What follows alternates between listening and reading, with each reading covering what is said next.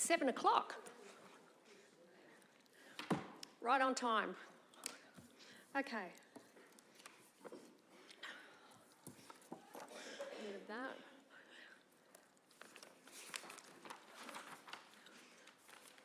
Firstly, I'd like to acknowledge the land that we meet on tonight is the traditional lands for the Kaurna people, and that we respect their spiritual relationship with their country.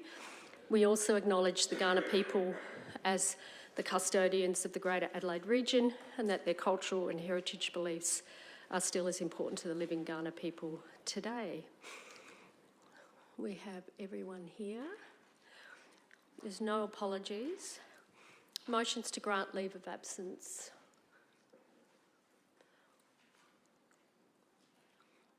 Who'd like to? Yes, sorry, Councillor. I still can't see you. Thank you, Mayor Redman. Just like to move a leave of absence for Councillor White from the 8th of July to the 2nd of August inclusive. Do I have a seconder? Councillor Vallelonga. Thank you. So moved by Isaac Solomon and Jim Vallelonga. All in favour? Thank you. Carried unanimously. Public open forum.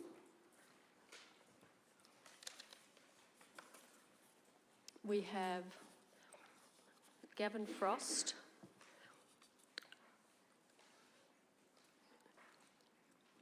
He's from Gavin. What's your business name? Gavin Frost Contractors. Is it Contractors? So Gavin Frost is the president of the Gawler Car Club, and he is coming first. Paul Horwood, you wanted to talk as well, and Lou Haley for Doulis Garden Centre. Where's Lou Haley? Is that you there? Thank you. And then there's two people that are, and let me just get the email up.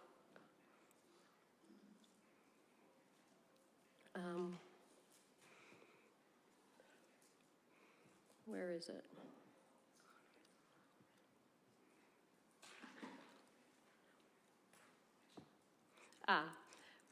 Karen and Glenn, are you the two at the front? Thank you. For a joint. Do you want to do separate? Do you want to do separate? Okay, yeah, no worries. Okay, so they will be doing separate. We couldn't quite work out what you were asking, so we provided a joint. So if you want to do separate, that's okay. Okay. Okay.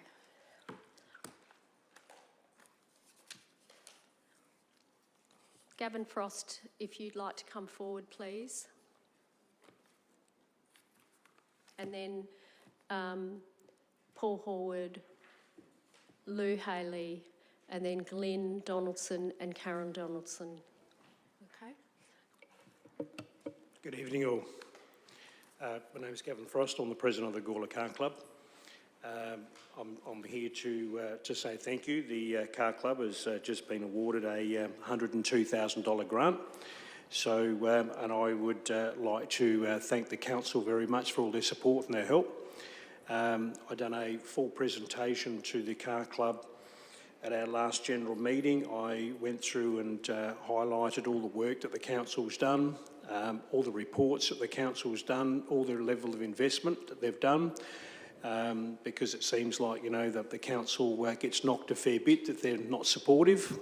But in this case, I would like to thank very much that they have been very supportive.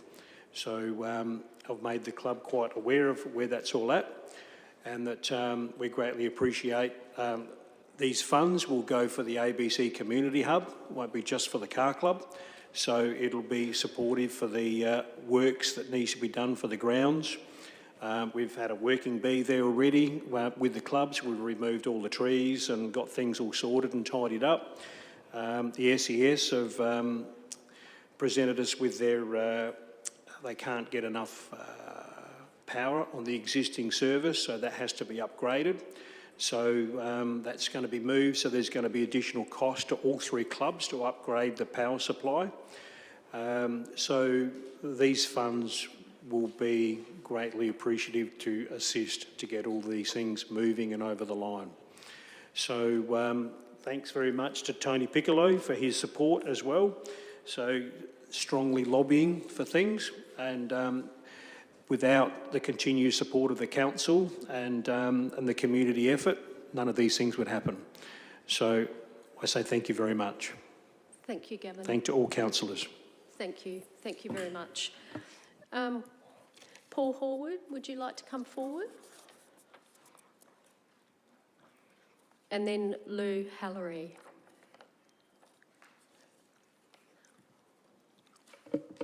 Oh, there you go. Sorry. Good evening, Mayor Karen, Deputy Mayor Cody, elected members and staff. I would like to briefly address the Chamber further to our submission included in tonight's agenda relating to the review of the Community Land Management Plan pertaining to Hemford Grove Reserve. I would firstly like to commend the Council for the approach it is undertaking in this regard, most notably the public engagement process it has undertaken to ensure local residents' thoughts and views are taken into consideration as part of this important process. As noted in our submission, and as also outlined in the report to tonight's meeting, there is a prescriptive legislative process that must be undertaken by Council regarding the development of a community land management plan for a particular site. The key legislative provisions in this regard are that A council must manage community land in accordance with any management plan for the relevant land. B, a community land management plan must state the purpose for which the land is held by council. And C, a community land management plan must state the council's objectives, policies, if any, and proposals for the management of the land. Given the extensively outdated community land management plan that currently pertains to the Hemford Grove Reserve site, which currently only relates to the small playground component of the site, Council is subsequently presented with an ideal opportunity to develop a sound, relevant and robust community land management plan for the site, in conjunction with consultation and input from local invested residents who are passionate about their local reserve. As noted in our submission, we acknowledge the financial, governance and administrative resource constraints that would exist for Council if it was to consider developing a unique community land management plan for each parcel of community land. Consistent with our submission, we note that the report to tonight's meeting proposes that community land management plans be developed for each open space/reserve classification, which we believe has logic to it, as reserves of a particular classification have the same consistent service levels applied to them. However, given that the oval contained within Hemford Grove Reserve has, since the water restrictions of circa 2009, been extensively downgraded from a Class B irrigated surface to a Class D non-irrigated weed-infested eyesore without any consideration or consultation with local residents, we are particularly keen to learn of what Council's position will be in the new Community Land Management Plan relating to a reinstatement of the oval back to a Class B irrigated classification. Further, as noted in our submission, we believe Gawler East residents are comparably underserviced with regard to large irrigated open space facilities for local residents to enjoy. As indicated in our submission, we believe it is important that the Community Land Management Plan must clearly articulate the intended current and potential future community purpose and use of the site, against which the site will be measured and maintained. As we have noted in our submission, for example, consideration should be given to the nature, type and height of buildings and or infrastructure that can be constructed on a specific site, whether it be the likes of sporting club rooms, light towers or telecommunication towers. In this context, we draw a member's attention to figure 3 on page 83 of tonight's agenda, which, with regards to the proposed amendment to the Community Land Management Plan, notes that, I quote, "This is to propose service infrastructure of any type on community land subject to and not specific to this proposal." It would be greatly appreciated if clarity could be provided with regards to this particular statement, as I immediately construed this, rightly or wrongly, as indicating that it was possibly already a foregone conclusion by the administration prior to community feedback being considered to provide for infrastructure such as the telecommunications tower in a revamped community land management plan for the site.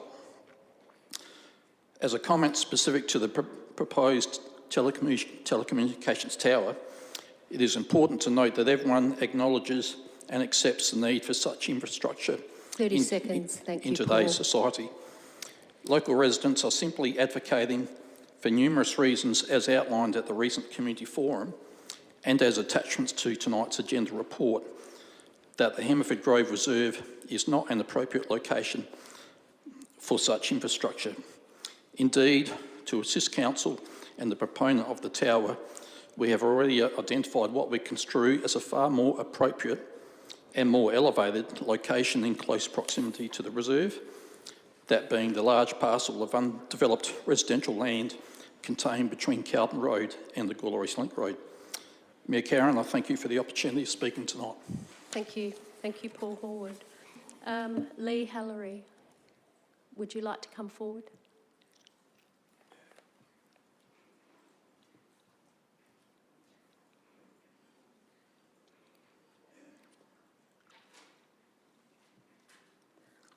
If you'd just like to turn the mic on and I'll keep it on for you. There you go. Thank you, Mayor, very much. I'm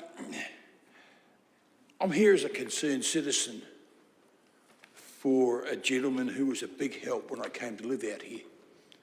And all of a sudden I find that he's in all sorts of, well, I wouldn't say trouble, but anxiety would probably be the better word for it, over not being able to sell your property at the price you want for it. And I thought, no, Australia? No, we don't do that here. Anyway, I thought, well, if I go along to a council meeting and find out, and I've been lucky enough to find out a few things on the way in tonight. But I can't help me inventing or putting forward my disgust that a man cannot sell his property for what he thinks it's worth. You know, some are going to say I'm wrong, but trying to say thank you to a man who was a big help when I came to live here, and all of a sudden talking to some of the people around the district, and I must admit I'm guilty of trying to cause a bit of trouble here, but I didn't succeed. I'd just like to know why. Why? Can someone please explain why? You can't sell the property at what he thinks it's worth, not what any of you think, what he thinks it's worth. Thank you. Thank you, Lee Hallery. Now, Glenn Donaldson and then Karen Donaldson.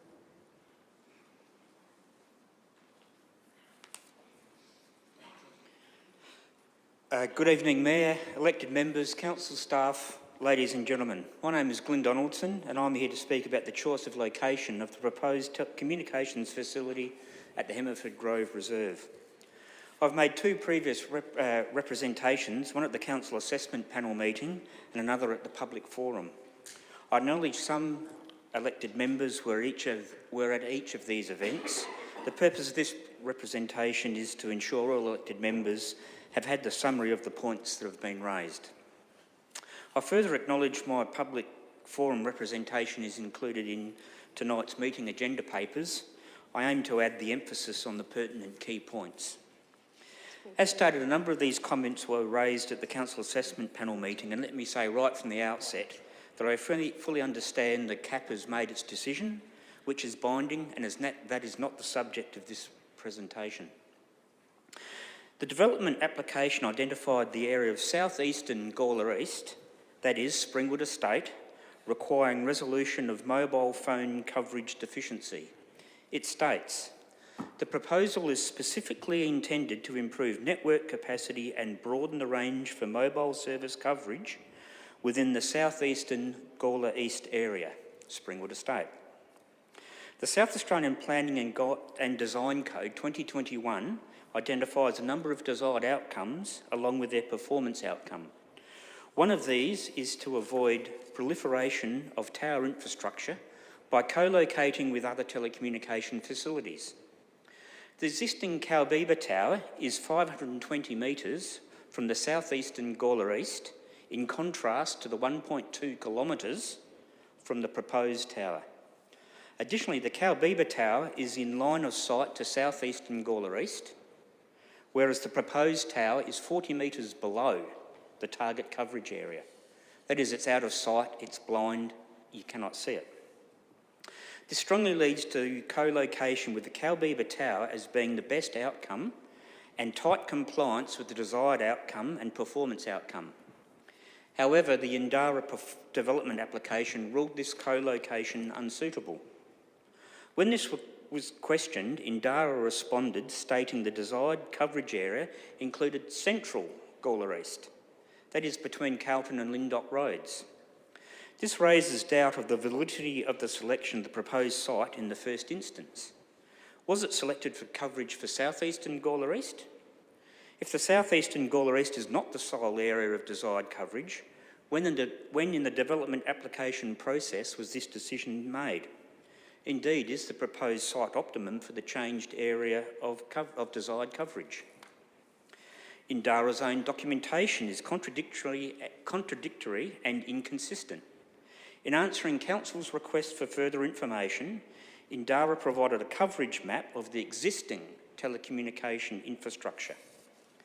Following that, in response to issues raised by community members, Indara submitted another document, which is a coverage map showing the expected service footprint of the facility. It turns out that these two figures are exactly the same. In other words, Indara's own documentation states there is no improvement in coverage by the addition of the proposed tower. Based on this, why build the tower at all? There is no evidence in Indara's development application documentation to support this. This meeting's agenda paper contains both of these figures taken without modification from Indara's own documentation. These are just two examples of development application being inconsistent, and during the CAP, none of the Indara representatives were able to answer these questions and others.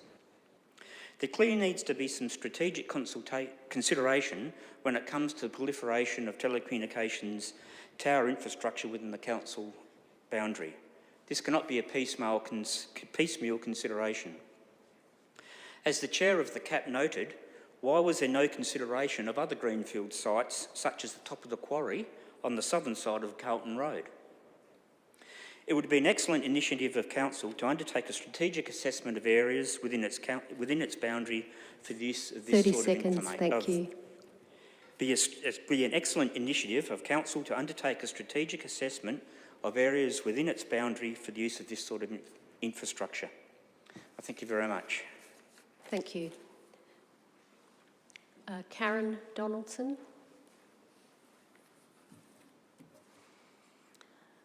Good evening. Thank you for the opportunity to summarise some aspects of the recent community open forum on the proposed telecommunications tower at the Hemmerford Grove Reserve.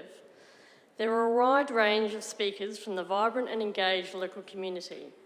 I understand that time demands on Gawler councillors are many and varied, and not all were able to attend the forum, hence I will attempt to summarise some of the material covered.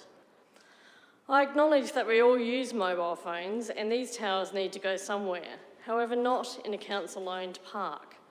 Parks are best suited to fulfilling the Gawler Council's own community plan, 2030 Plus, Goal 3, a healthy, active, safe, engaged community. 3.1.2, encourage healthy lifestyles and community wellbeing. Commercial ventures within the park boundaries are not aligned with this goal in my view. Further, the Town of Gawler Community Plan 2030 Plus states 3.2.4, ensure a range of usable open space and passive recreation facilities are provided for local and regional community needs. Consuming a section of this facility for a phone tower is inconsistent with this goal. There is a potentially unforeseen danger of precedents about to be set with allowing commercial ventures to occur within council-owned parklands. Where will it stop if this precedent is set? Noise. Noise from the proposed tower will impact the local residents considerably. The tower will have cooling fans to keep the electronic equipment cool. As an electronic engineer, I understand this. Currently, the area has very low levels of man-made noise, particularly in the evenings. We have bedroom and living rooms that face the site. Our house is 34 metres from the tower. In warmer weather, where we have our windows open, the cooling fan noise will be noticeable. Future expansion of the number of antennae will occur, as stated by Indara, which will add more equipment over time with more cooling fans. This has the capacity to cause noise nuisance, which is not what we expected when we built on Marion Drive 18 years ago. Visual impact. Visual impact of the tower will be considerable. At the recent CAT meeting where planning approval was granted for the tower, the chair of the meeting raised many concerns over the visual impact of the tower. The area is zoned rural neighbourhood. As such, new structures should be complementary to the existing character of the area. The CAT chair was insistent that the proposed tower is definitely not complementary to the existing character of the area, characterised by single-storey dwellings that are dwarfed by the tower height. The vista currently looks out through a range of trees to the rolling hills to the north. Regardless of the colour of the pole or the fencing, there is no way of minimising the massive visual impact of this large structure. Other residents' concerns included the high number of houses surrounding the proposed site, many more than other tower sites in the area. Wellbeing concerns were raised by residents in the context of reduced desirability of the playground and wider park area should the proposed tower construction proceed. Access to greenfield play spaces is critical to health and wellbeing, as recognised in numerous Gawler Council publications. Inappropriate use of a Gawler community land for commercial purposes was raised by several speakers. Perceived reduction in house value was a concern. Interestingly, Defence Housing does not purchase housing within 500 metres of a phone tower site due to impacts on house value. Rejection of a recent proposal in the ACT in a council-owned park was raised for the many reasons raised in our forum. I have only briefly summarised concerns raised. There is insufficient time to provide further detail here. However, we look forward to continued engagement in your approval stage 2 outlined in the forum letter, should your community land management plan be amended. Thank you. Thank you, Karen Donaldson. That concludes that. Can we just pull it up, please? That concludes the deputations. Public open forum. Does anybody wish to speak in public open forum? No? Declarations of interest.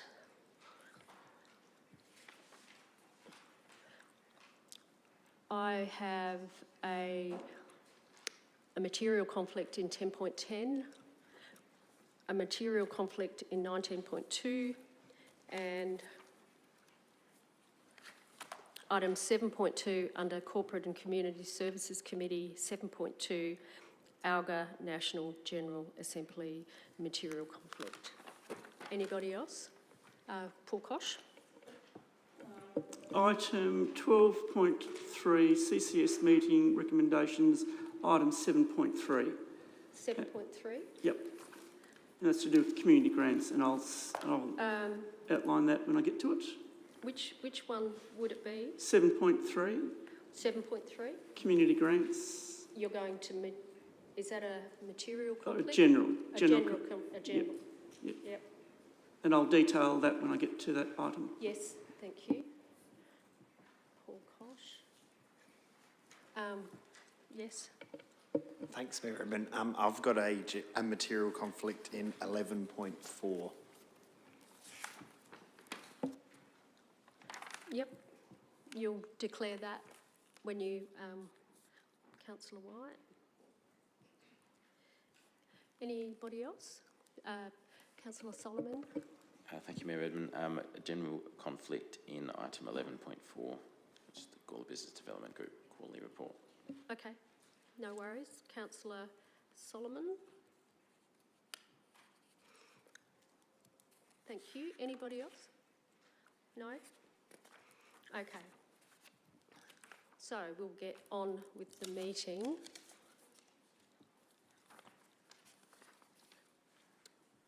Decision report, item 10.10, nomination.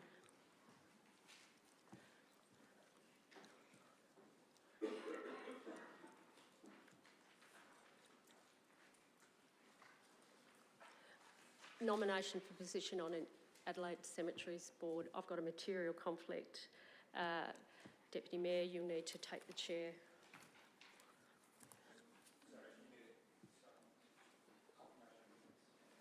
Oh, sorry.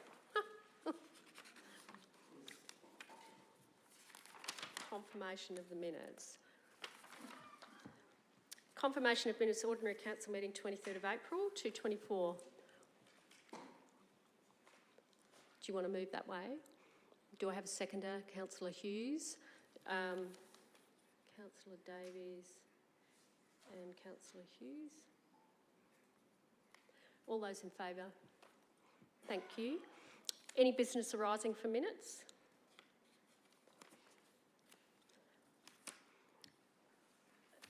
So do we need a motion to put this in the minutes?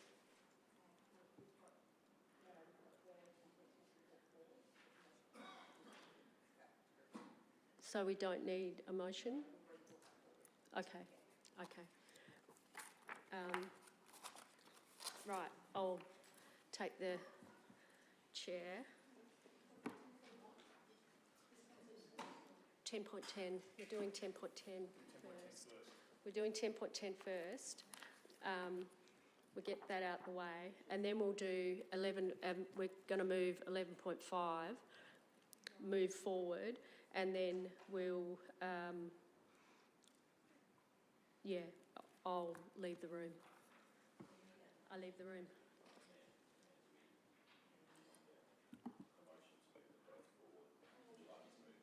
Yeah, that would be great.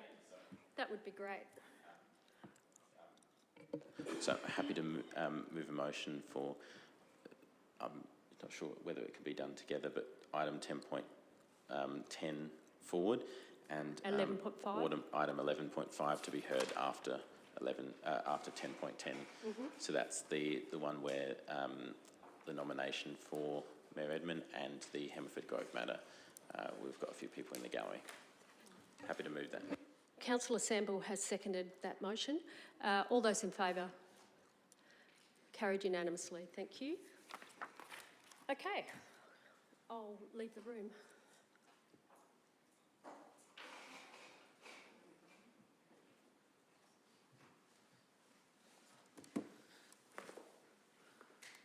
All right, so we are now at item 10.10, nomination for position on the Adelaide Cemeteries Authority Board.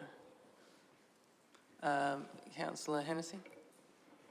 Thank you, Chair. Yes, I'm happy to move this motion. I think it's really important that Council has representation on the Adelaide Cemeteries Board, and I think the Mayor will be an ideal nomination to join that board. Councillor Shanks.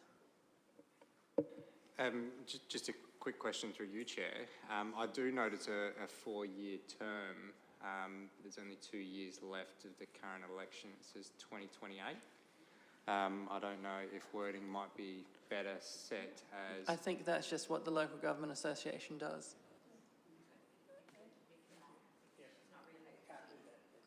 Oh, but do we not want our Mayor as our representative of that board? So wouldn't you say nominate the Town of Gawler Mayor? No? Oh, it's a personal nomination. Okay. Yeah, this is one of those ones where it doesn't have to be the Mayor, but we're specifically nominating a person. Yeah, and no worries. This is the term that, I don't know, the Local Government Association's terms are a bit odd in general. They don't align with the election for whatever reason. Sometimes you get a Mayor who's left and then they're still the representative, but that's just, that's their problem, not ours, I think. And after an election, we can deal with it if it's an issue. Is there any other discussion? If not, Councillor Hennessy, are you happy for me to... oh, sorry, did you... Councillor Shanks seconds it. I'll put the motion. All those in favour? Carried unanimously. And we'll bring the Mayor back in.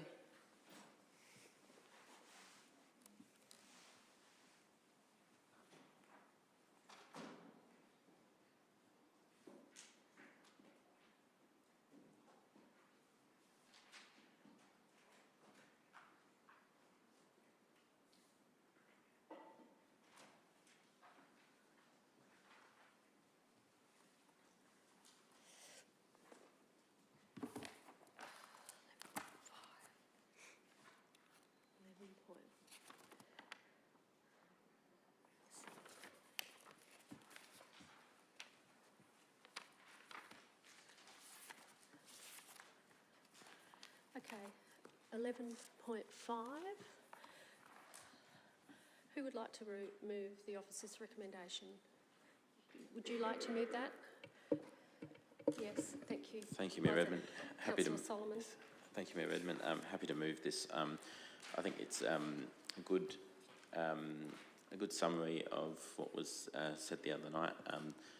I was in attendance with a couple of other councillors, and I think that it's summarised things well, but I just want to commend staff on that particular community consultation. I think that was really valued by the residents, and there's good signs that they feel that that was a really good opportunity to speak with both elected members and council staff in the same room, and to get their point across. And certainly some of the residents who I've spoken to were very grateful for that opportunity, and glad to see that council's listening. So I commend staff on that. You want to second it, Councillor Hennessy? Yes, Mayor, I'd strongly second what Councillor Solomon's done. I think this is a very careful and staged way forward, and I look forward to the next process. Thank you. Thank you. Any discussion? Councillor Shanks. Thank you, Mayor. Just a question through you, if I could, probably to the report writer, Ms Wendy Young.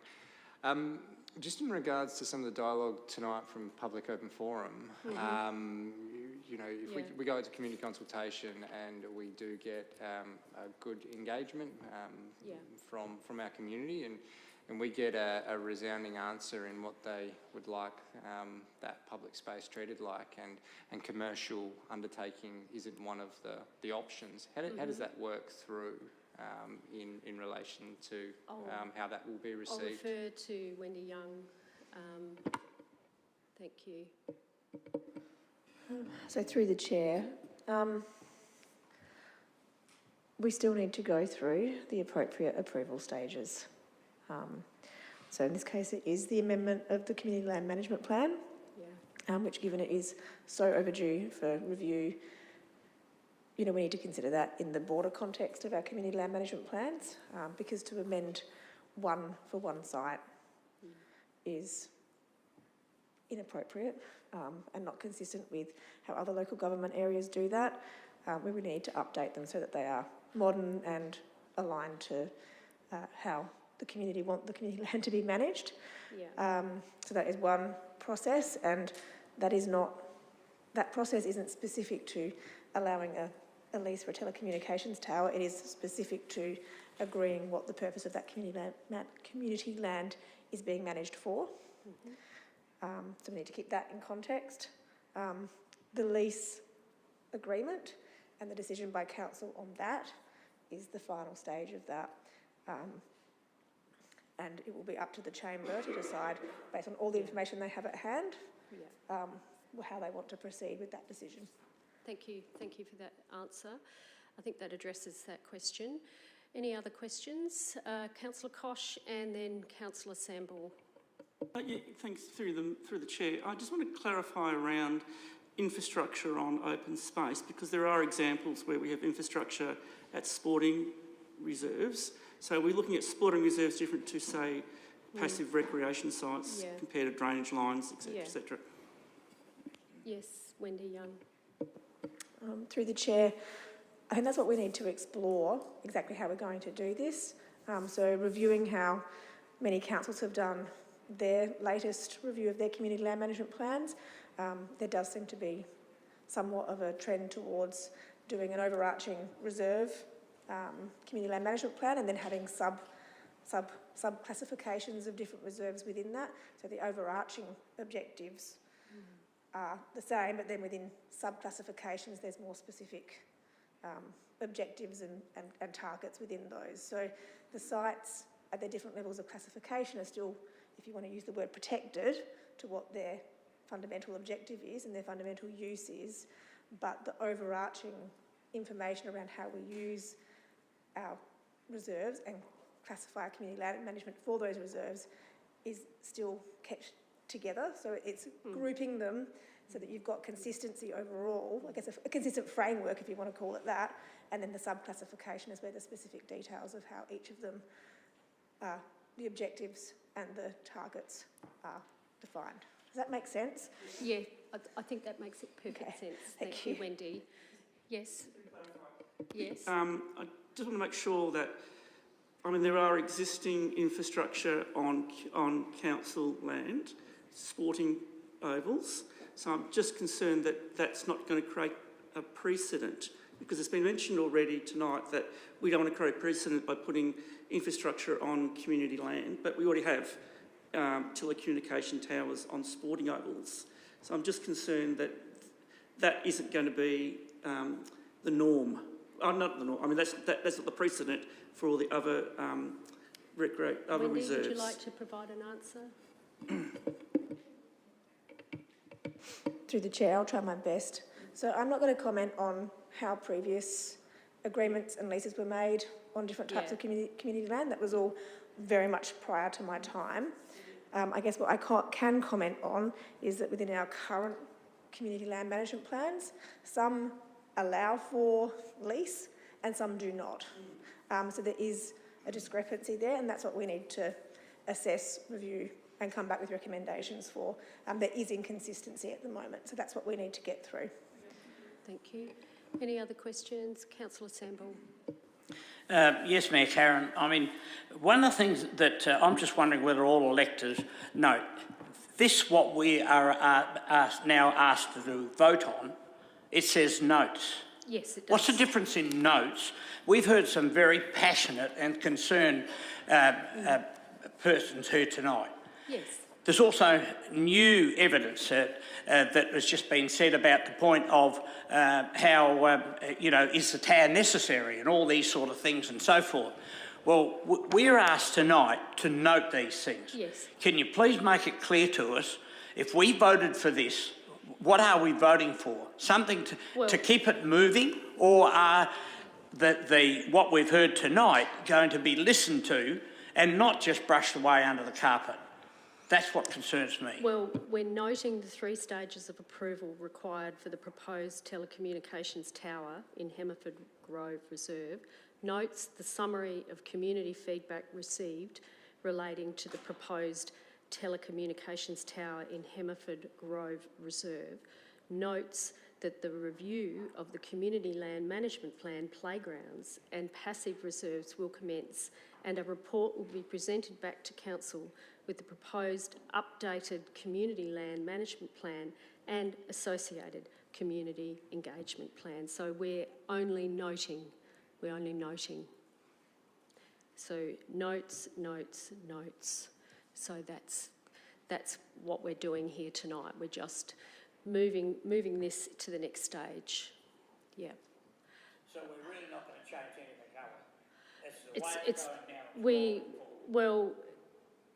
Notes that the review of the Community Land Management Plan playgrounds will commence, and a report will be presented back to Council with the proposed updated Community Land Management Plan and associated community engagement plan. So that means that we will get a report presented back to Council with the proposed updated Community Land Management Plan and associated community engagement plan. Well, I just don't know how any other elected member feels, but I don't want to give a green light to this thing. There's a lot more to be done.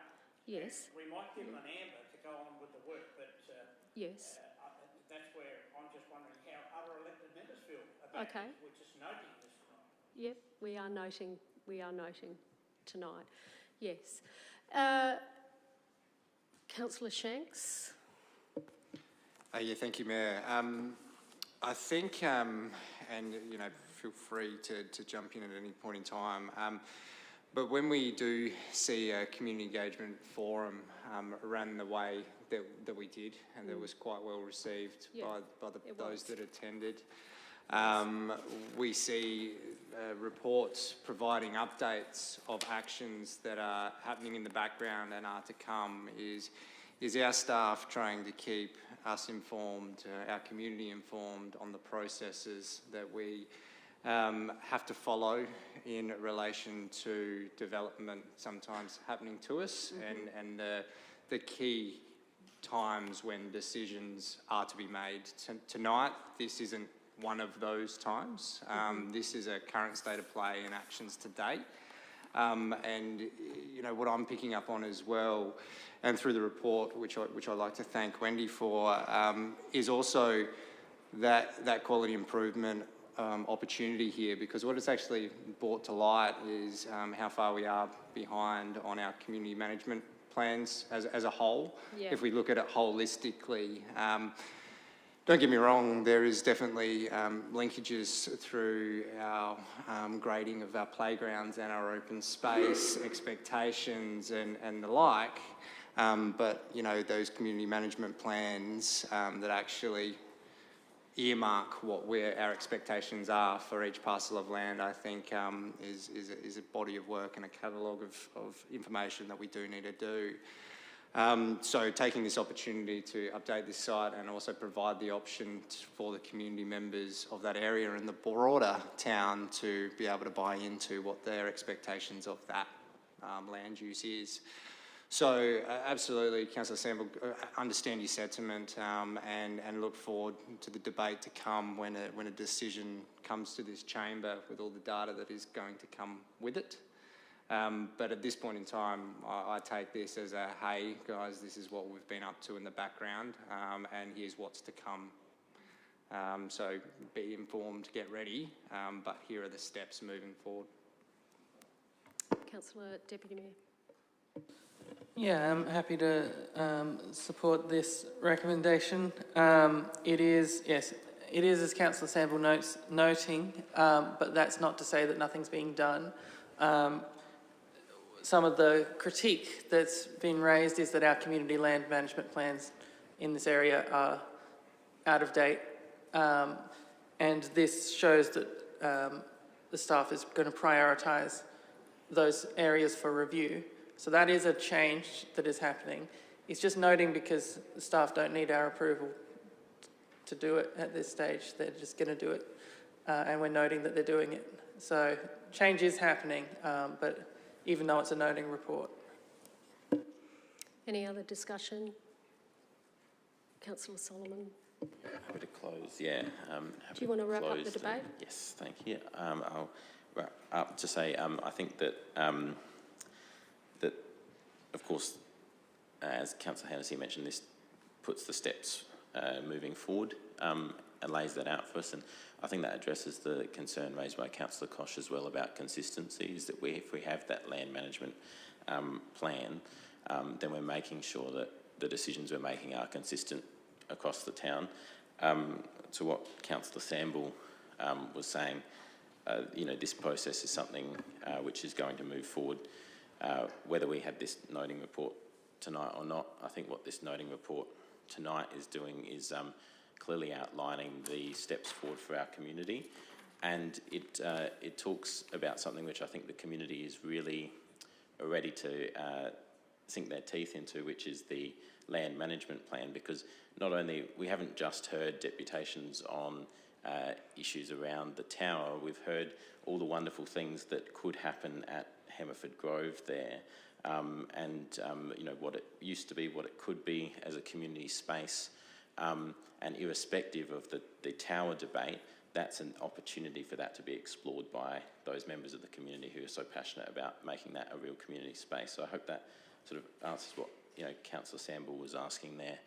I think as elected members, we do have a responsibility as well to clearly communicate to the community what's in this report about the stages that are required in there. As people come to us, I hope we can refer to that and make sure that we're guiding people so that we're not mixing up the two. But the fact that we have had this, the need for the land management plan come out of this, is an opportunity for us to discuss some other things, and then we come back later on to discuss the actual lease of the tower as its own separate issue with the management plan in mind. Thank you. Thank you. The debate is now closed. I'll put that motion. All those in favour? Carried unanimously. Elliott Goodyear Memorial Park Master Plan 10.1 on page 5 of 101. Who would like to move the officer's recommendation? Councillor Shanks. Look, I'm happy to move this. I'm interested to see what we do get back in relation to community engagement.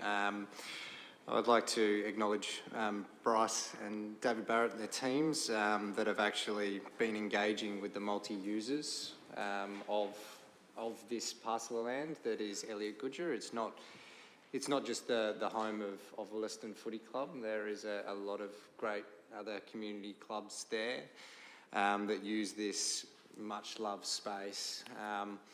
Like a lot of our sporting infrastructure, we do have a bit of a bottleneck that we do need to figure out how we're going to deal with it. This is a part of that work. So I'm interested to advance to the next stage and see what we net from community consultation, and I look forward to the information briefings that do start falling out of the next steps, what we find, and what the plans are moving forward. Because it is one thing to have the master plan, but what's the plan and how are we going to start working on the shopping list that we have helped develop. Do I have a seconder? Councillor Vallelonga, thank you.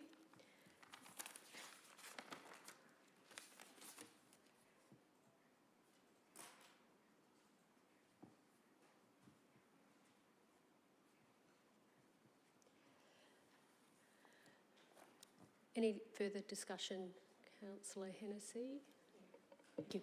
Thank you, Mayor. I'm in support of this, the motion, the recommendation. I look forward, like Councillor Shanks, to community engagement in this. I just note, without any prejudice, that part of the solution, and I think there's been some very clever work done, some very creative, solutions here, but I just think that we also need to be mindful that the relocation of the BMX track will require some staging and some support, both from the stakeholders and the community.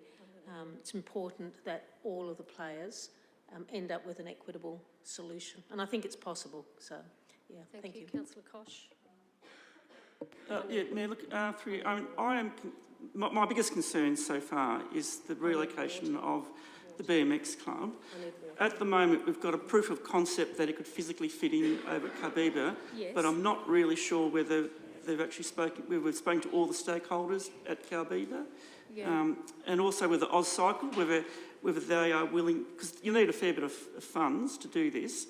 Whether AusCycle would come on board to help fund it, because I know the BMX club, they haven't got a lot of dough, and whether we would have to fund it. For example, I know that the cost of the Sam Willoughby track down south was like, I think it was 2 to 3 million, so that's a lot of money. I'm not sure whether, you need another big BMX style track in the north. You probably need to talk to AusCycle. So my concern is that I don't know whether we've done that work yet, and then we're going out for community engagement on this design when we're not 100% sure whether the BMX could move. Because if the BMX club cannot move, it's not feasible, the whole plan falls apart. So I'm just concerned that we're getting in front of ourselves without confirming that the feasibility and whether it's realistic to actually relocate the BMX club. So that's my concern. So if somebody could allay that or talk about that, I'd appreciate it. Thank you. Bryce, do you want to address Councillor Koch's concerns? Thank you. Through the chair, yes, so there has been consultation with all leaseholders, well, the leaseholders being the Carbethan Sporting Association, in regards to how they could consider their futures and their ability to get the most out of that reserve with the BMX club relocating. That was done prior to any concept plan being developed. It was a key part of the initial conversation to say that we can't be looking to relocate a club to another site and then disadvantage the existing tenants of that site there. So the physical landscape of Carbethan Reserve, as shown with the proof of concept in January, does accommodate what could be required for all 4 of those sporting organisations, plus still providing for what were the additional new users of Carbethan Reserve, with that being gymnastics and calisthenics and dance sports, as per the master plan. As sort of outlined within the report here, yes, there is only that proof of concept at this point for Carbethan Reserve. That has been flagged as part of next financial year's work to be able to update that master plan to get it to that same level of design. But the proof of concept is there, and it has been done to this stage with the support of the Carbethan Sporting Association, with the support of the BMX club, and yes, there has been engagement with peak cycling bodies as well, in terms of how they see that track sitting within their other tracks around metropolitan and regional South Australia. Thank you. Yeah, Councillor Koch. Through you, Chair, could I just clarify what you said, that you've actually spoken to AusCycle and they're supportive of that track there, and are they going to help fund it?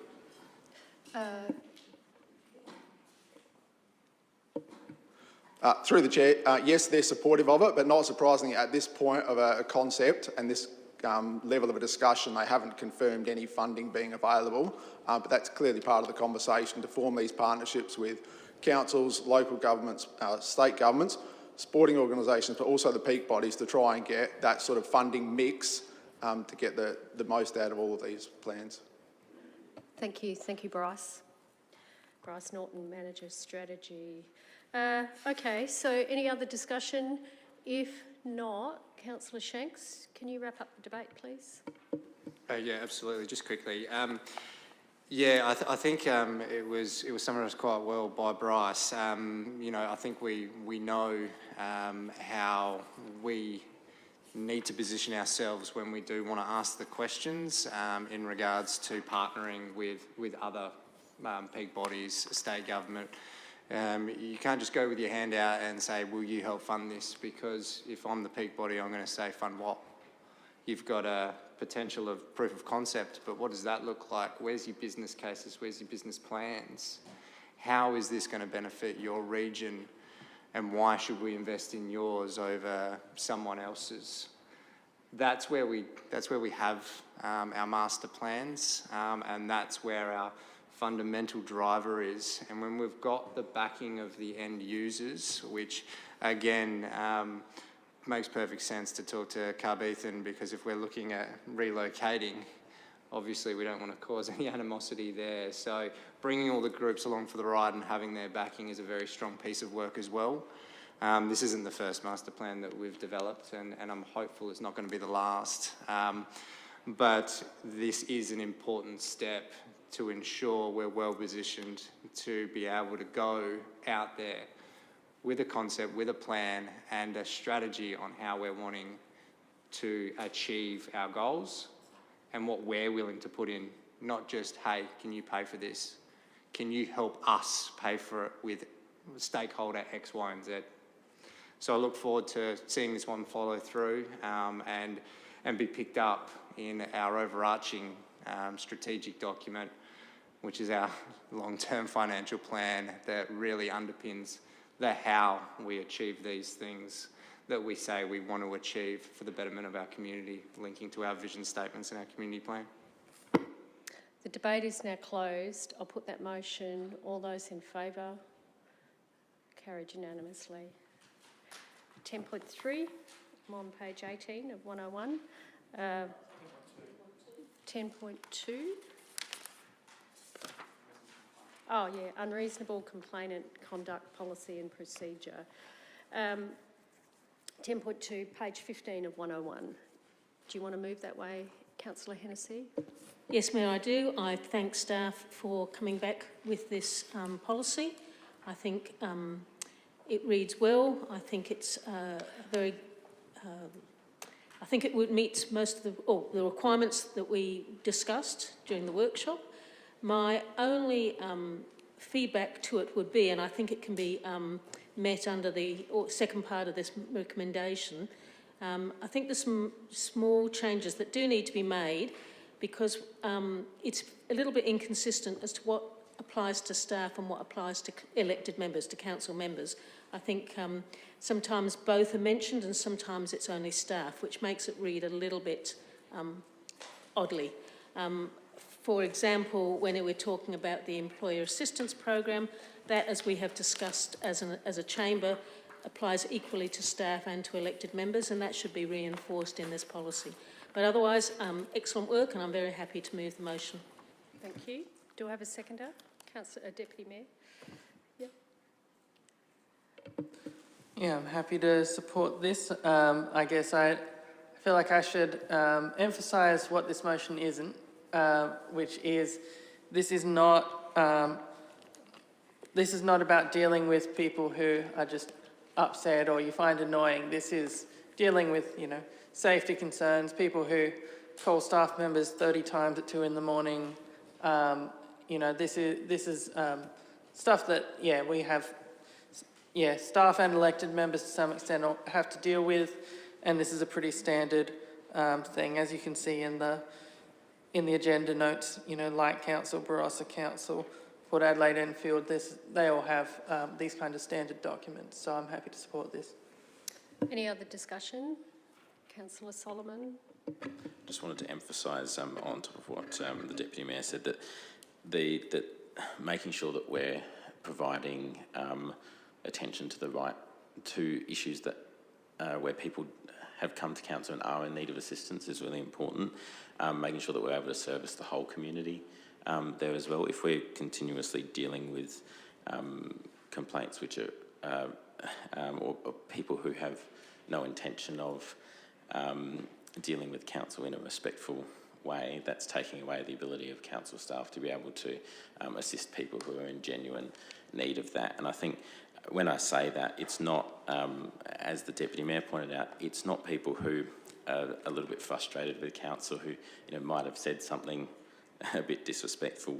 We're talking about things here like intimidation, emotional blackmail, threatening to get people fired, sexual assault. These are not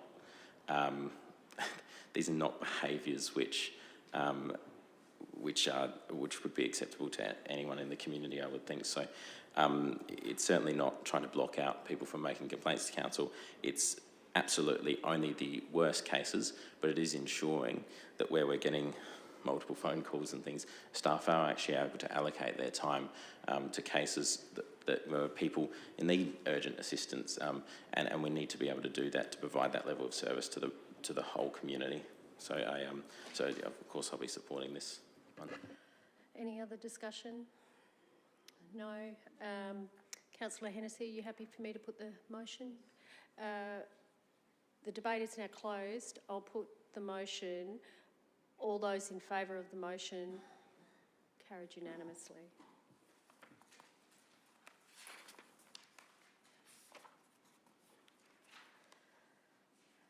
(10.3) 18.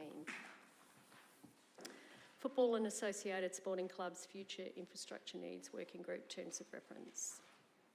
Do you want to move that way, Deputy Mayor? Yep, it's only changes of a minor nature. Happy to support it. Do I have a seconder?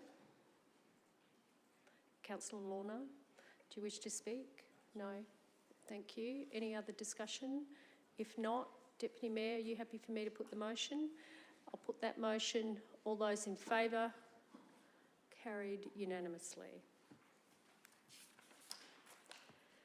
Third budget update, 10.4, 23-24 third budget update. How do you wish to proceed?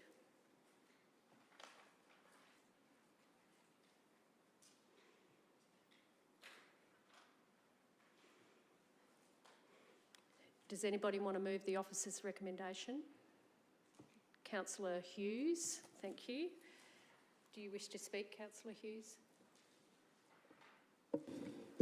No, not really, but this is just a way forward with the budget, and yeah, I think this is part of that step. So happy to move the motion. Thank you. Do I have a seconder? Do I have a seconder, Councillor Deputy Mayor Davies? Any other discussion? If not, Councillor Hughes, are you happy for me to put the motion? Thank you. I'll put that motion. All those in favour? All those in favour, please raise your hands. Carried unanimously.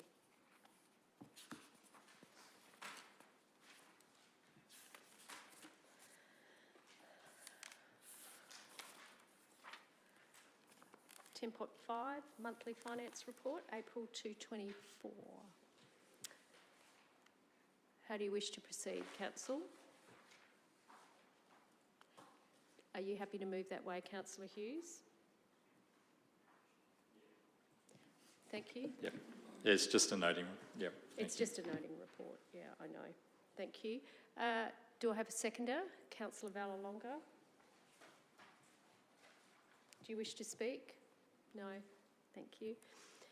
Any other? Councillor Hughes, are you happy for me to put the motion? Thank you.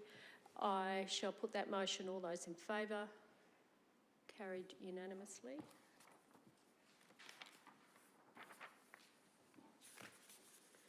Dog and Cat Management Act fees and charges, 224-25, 10.6 on 39 of 101. Do you wish to move that way, Councillor Hughes? Yeah, most of the changes are fairly minor, and only a few percent. So yeah, it's fairly fair. And you know, by legislation, we actually have to spend what we cover and everything else too. So. Yeah. Thank you. Do I have a seconder? Councillor Lorna. Thank you. Yes, Councillor Koch. Yeah, I've got my perennial question about assistance dogs. How do we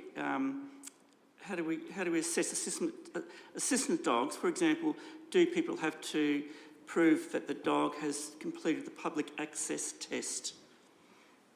Jack. Through the chair, we ask for their certificate. So, yep.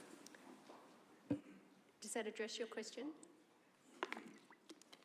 Okay, thank you. So we've got Councillor Hughes. Are you happy for me to put the motion? Officers, the debate is now closed. I'll put that motion. All those in favour, please raise your hands. Carried unanimously.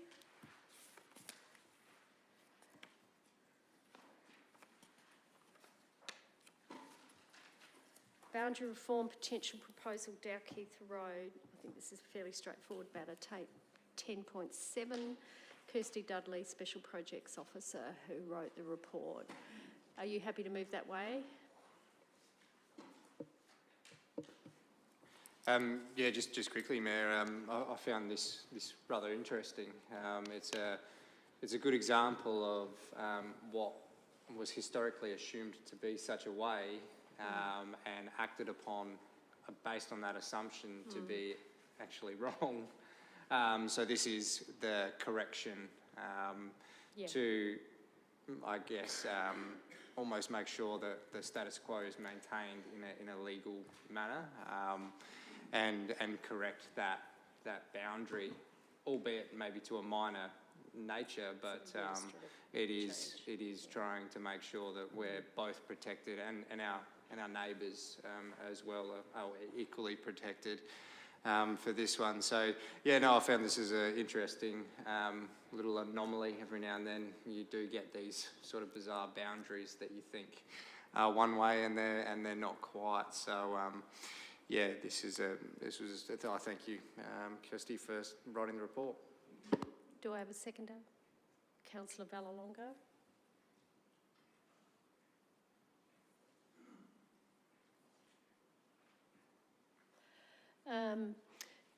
Councillor Shanks, are you happy for me to put the motion? Thank you. I'll put that motion. All those in favour? Carried unanimously.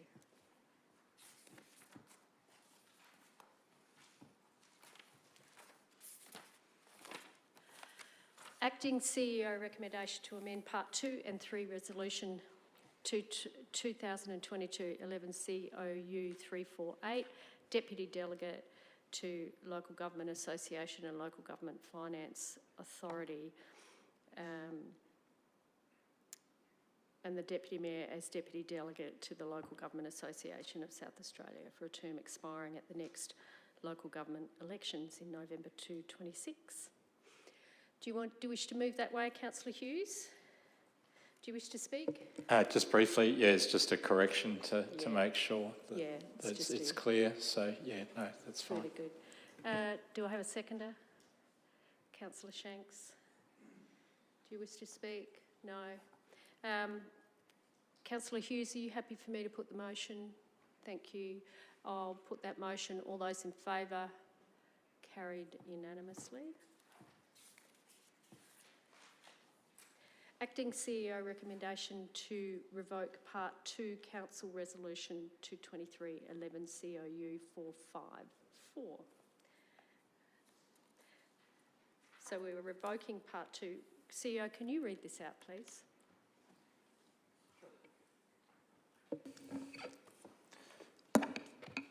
The Council amend Resolution 222 11 COU 348 Part 3, appointment to the Local Government Finance Authority by deleting, hang on, I think you've got the wrong one here. The wrong one. Okay, we go. That one. Sorry, it was the wrong one in front of me. Sorry, you're right. We've already covered that one. The Council revoked Part 2 of Resolution 2023-11 COU 454, carried at the Ordinary Council meeting held on 28 November 2023, being Council staff present a report to the future Corporate and Community Services Committee meeting regarding options to facilitate investment in murals on private walls. Can you explain that?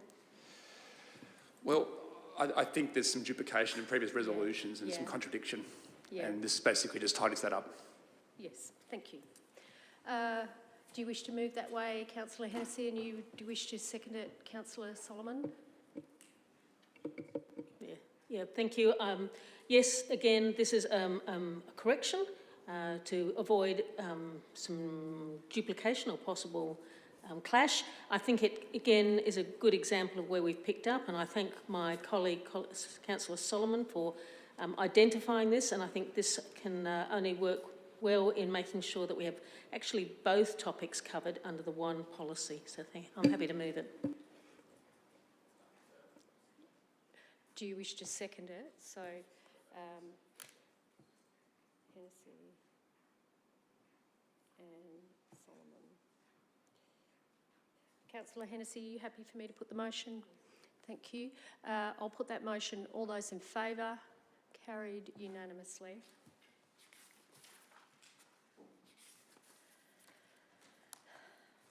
Now, information reports.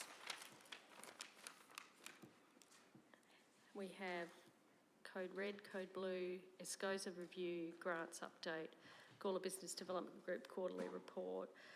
Do you wish to... Are we going to move them en bloc?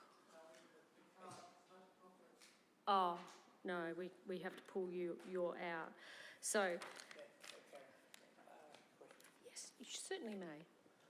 Mayor Karen, you know, we need to get the public to come to our meetings. We don't have many. And a gentleman came here tonight and he asked a question. This is information reports at this place. When does some comment be given to that person, Mr. Lou Harley, ask a question? Lou Harley, yes, yes. I'll follow that up. I'll follow that up. We can't expect the public to come, ask a question, no one answers them, so they go home and just feel frustrated. So I'm just wondering, can you see the fact that person has come here tonight? I don't know. I think he's gone now. But I don't believe we're doing things right here.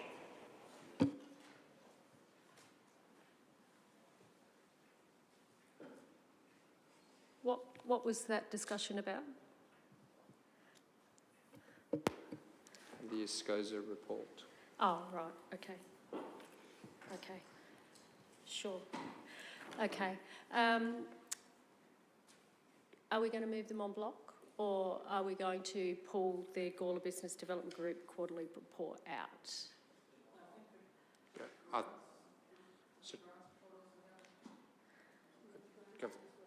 can I just ask a question, Mayor? Yeah. Given the time, you know, I'd be willing to go one by one personally, but obviously in my colleagues' hands. So if we're not moving en bloc, if we could just run through like we normally would. Well, we normally move them en bloc, so yeah. But we need a motion to do that, so I'm just saying that I don't want to do that. If someone else wants to, let's test it.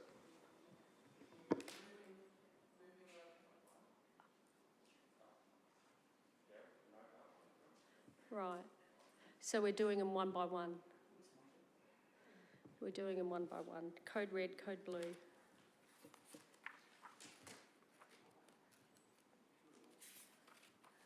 Just bring that up.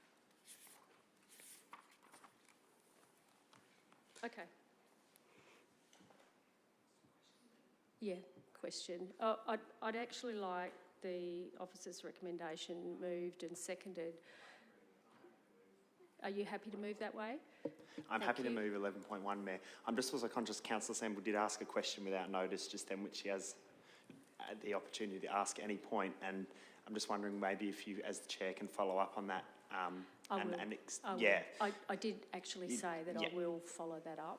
Yeah, you will, and get back to the gentleman who came tonight. No worries, because I did see that Councillor Shanks and myself did have our hands up during the public open forum too, trying to ask some questions, but it was disappointing that they couldn't be answered, because I agree with Councillor Sample that the members of public that do come here, if they come and don't get an answer, they're probably going to come home frustrated, and no matter what the question is, I think they deserve a response. So probably something to keep in mind. But thanks, Councillor Sample, for asking that. Moving on to the current state of play, I'm happy to move the draft Code Red, Code Blue, the noting report at the moment, and I really want to thank Jack and staff for working on this. This is a really good example of something that's come out from community concern at a particular instance, and I think we can all agree and acknowledge that what occurred at that time, we could improve on it, and this is the definition of the improvement, and to see this enacted recently last week with the Code Blue was really quite good to see. So I want to just thank staff for their work on this, and very happy to move the noting report. Thank you. You are seconding Councillor Sample.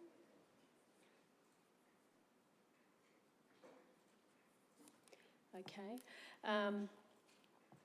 Any other discussion? Councillor, Deputy Mayor. Yeah, just to, again, thank the staff for their swift response with the, what was not actually a code blue for our, declared for the Gawler Council area, but it was cold, and the staff did act quickly and in reaching out to relevant people and informing them of what they needed to know. So I think that was a quick response, so well done. Yeah. It's a very thorough report. The Adelaide Northwest Homelessness Alliance, which includes the Gawler region, is made up of the following service providers: Uniting SA, Aboriginal Sobriety Group, Indigenous Corporation, Anglicare SA, Centrecare, Catholic Family Services, St John's Youth Services, the Salvation Army, and Uniting Communities.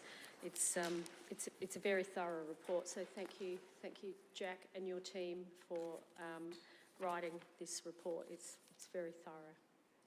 Yes? Mayor Karen, I certainly support Councillor White moving this motion, and thank Jack for the report. It's very thorough. But I flicked back an email the other day when there was a comment about how there was some homeless people sleeping in various places around the town. Yeah. The great work that the Salvation Army does in this town, that have beds, and if you get a chance, go down and just see and see what they offer to the community. Because I can recall a time down in Clonlee where there was, I don't know, 30, 40 years age, sleeping under a couple of bags there on the side. So I pulled up and went over and said, "Hey, go on, mate, you know, got nowhere to sleep." No. I said, "Do you realise straight across the road, across the river there, you don't have to swim across, or you don't have to walk across it.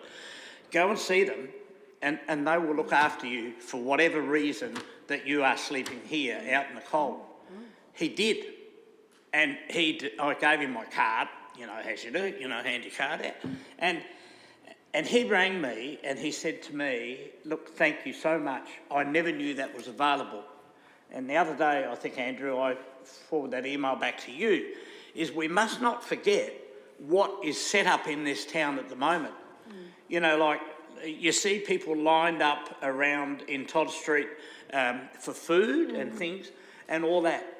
Yeah. I don't believe we let people know what is available. If they're down and out and they need something and all that sort of stuff, somehow or other, I'm wondering whether, Jack, there needs to be something that we need to add to all this, because as to a contact number or whatever, because we as a council can't pick everything up, but those facilities through the various churches and organisations are out there, and they're fantastic. We can be very proud of them. So we have a Red Room initiative that has lots of services that have... It originally came from SAPOL, Rob Moday. He came up with the Red Room initiative, and we've been able to move people into housing, and we've only got about 5. We've only got 5 people that are sleeping rough in the town now, and that's as a result of the Red Room initiative, because we have all these services around the table. There's SAS, there's SAPOL, there's Community Safety Officers Council, there's Rotary Light, Richard Tucker goes, and we all work together to ensure that people are cared for, and that's a really good thing. That's an absolutely fantastic thing. So I think that, you know, some people don't want to be helped, some people do, and I think that some people have, in fact, got full-time employment through being on the streets, getting into housing, and then getting a job. And I think that's a great outcome. So I think that it is a very, very good Red Room initiative. And I'm about to talk to Bill O'Brien, because he's really interested in having that up there. So I think that would be a really good outcome as well. So, yes. 5. There's only 5. There's only 5. There's only 5. Yeah, there is. Yeah, there is. The Red Room Initiative knows exactly who's on the streets, and they go around and they're looking after those people. They're looking after those people. So I think that's a really good example of Gawler being a community-driven initiative. I think it's fantastic. Yeah. Okay. Shall we, Councillor White, are you happy for me to put the motion? Yes, Councillor Shanks. Yeah, thank you, Mayor. Just touching on Councillor Vallelonga's points, through you, Mayor, are we able just to get a quick response from Jack Thalzanos just in regards to the great project and why we come up with the number 5, but also different definitions? Jack? Through the Chair, just going back to what Councillor Vallelonga was saying, we work closely with SAPOL, and when we get a call that says there's someone sleeping rough in a particular part of Gawler, it's a joint approach. So SAPOL will let us know that they're aware that someone's there, or vice versa. We're first on scene and we speak with these people. The Salvation Army knows them pretty well straight away. And I can tell you one is, you know, where you're just down the road here in the park. We've got one in Gawler East. We've got one that's just appeared now that was in our SRF but doesn't want to move to the new place and is sleeping rough just out here in Murray Street. We've got a female at the back of, I think, Nixon Terrace. And the 5th one is located just the other side of Clonlea at the moment. So they are known. We know them all by first name, and we deal with them almost on a every 2 days we catch up with them. And usually, you know, if a rough sleeper appears or makes contact with the Riverside Centre, and Darren will tell us straight away that there's someone new in Gawler, we're told who, where, and then we'll go and talk to them as well. But by then, you know, the Red Room has, you know, you've got Centrelink around the table who can, you know, release payments for assistance straight away. We've got Zonda. We've got people looking, you know, if it's a domestic violence issue, so emergency accommodation. So there's a whole host of things that we do. Mental health, drug and alcohol services. And these are organisations that sort of go out and see these people. And of course, the Salvation Army has hot showers, food, you know, somewhere to sleep. You know, we've got soup kitchens turning up. We've got Fred's van. So it's a real holistic process. But that's the 5 that we know, and we've been dealing with them now for the last 3 to 4 weeks, almost on a every second day we'll go out and visit them, see, and you know, one saying, well, I've got an apartment, I'll be out of here soon. So that's a positive thing. So, but I'd be keen to know if we've got more, but usually the intel within Gawler is pretty strong, and everyone's talking to everyone, and we usually identify very quickly if we've got a rough sleeper.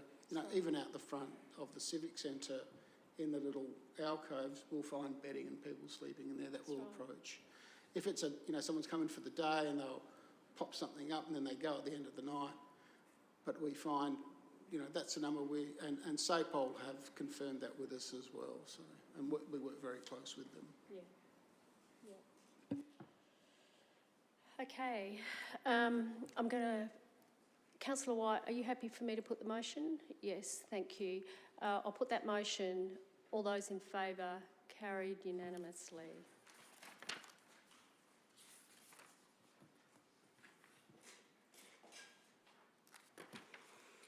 Escosa review.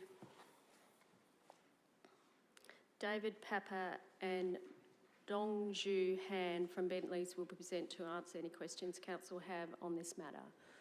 Is that you?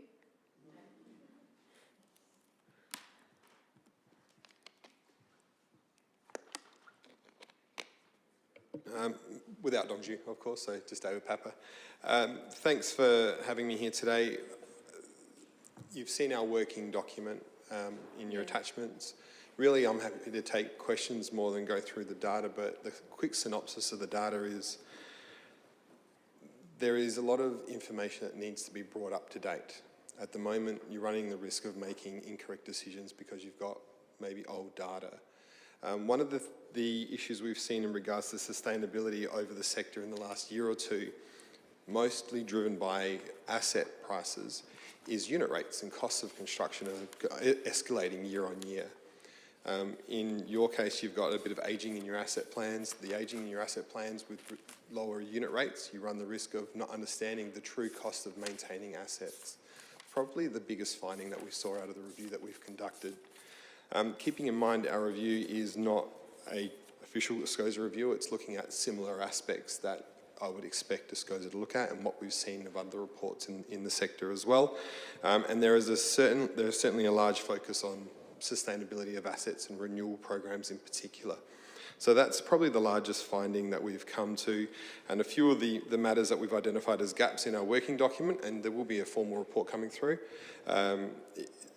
hang off of asset management planning ultimately as well. So that is why that is the focus. Obviously there's opportunities to generate revenue, cut costs, but I don't think that's the main driver here. That is certainly, they are components that should be considered by council, but looking at your renewal program and maintaining service levels certainly is the highlight item here. One of the points that I have, I think it's point 8, where I talk about the trade-off of renewal versus new in asset programs. That's always a big challenge and a battle within local government, and I think that's something that needs to be seriously considered here as to which proportion of which you undergo as a council. Thank you. We have 8 number of gaps identified. Can you go through each of them individually, please? Oh, bear with me a moment. Some of them which are relatively connected, I'll move past quite quickly because there are a few that are connected to the asset data currency issue. And I will focus on the gaps, so I agree with that approach. So point 3, or finding 3, in regards to our findings, the gap there is exactly as I mentioned, some of your asset management planning data is ageing. Ageing data runs the risk of incorrect decision making, incorrect provisioning of funds for renewal programs. Part of that conversation is the council needs to determine what is the service level of assets in particular that you want to maintain. Once you know your service levels, you know how readily you have to fund it, and that can become part of your treasury conversations.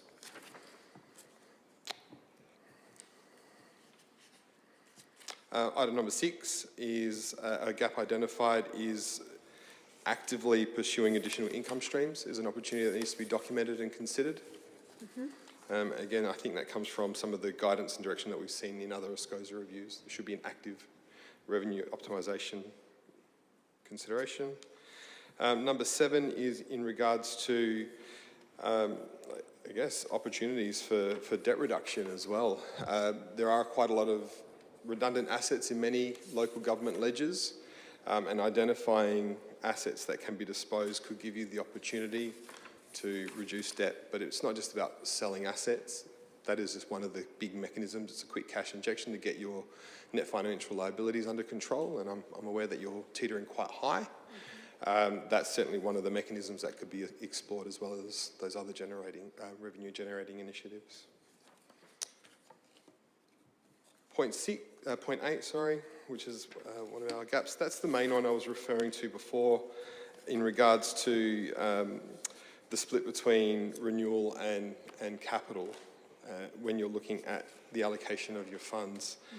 The longer you let current assets go beyond their ideal maintenance point, renewal point, the more expensive they get to bring back. You know, it's quite a slippery slope once you get to a tipping point. And the risk is by spending more on new, you know, the coffers are bare and you can only spend so much on your current assets. From an operating perspective, you're running the risk of having high operating and maintenance costs as well. So it can be a bit of a double whammy in that regard, because it's going to cost you more in the long run and it's costing you more to maintain in the current. I've just done a quick reflection on 23 financial data, and you can see that depreciation was about $8 million for the year. The capital projects, new projects, was $8 million, and 5 was your renewal program.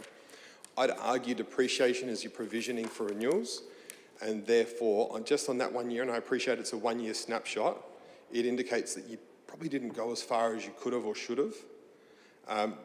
Again, appreciating that's a 1 year snapshot and it needs to be considered over time, but again, indicating that there was probably opportunity to spend a bit more on renewals in the 23 financial year.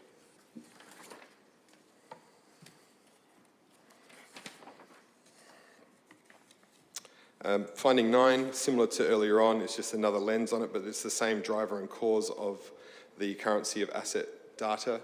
Again, change in unit rates is probably one of the biggest issues. One of the emerging issues that I'm seeing is also asset conditions with a constantly increasing heat and dry climate, asset deterioration starting to accelerate as well. So that's something else, not so much for your current sustainability, but certainly on that longer lens future sustainability that the council should consider in identifying its asset conditions and its useful lives. Finding 10 is in regards to the alignment between the long-term financial plan and the asset management plan. All your governing plans should intersect. Then, asset data should be driving costs, which is going through into your long-term plan, which is obviously your 10-year plan in regards to funding, treasury and rate-related matters. So good drivers of good quality current data helps you make better decision making.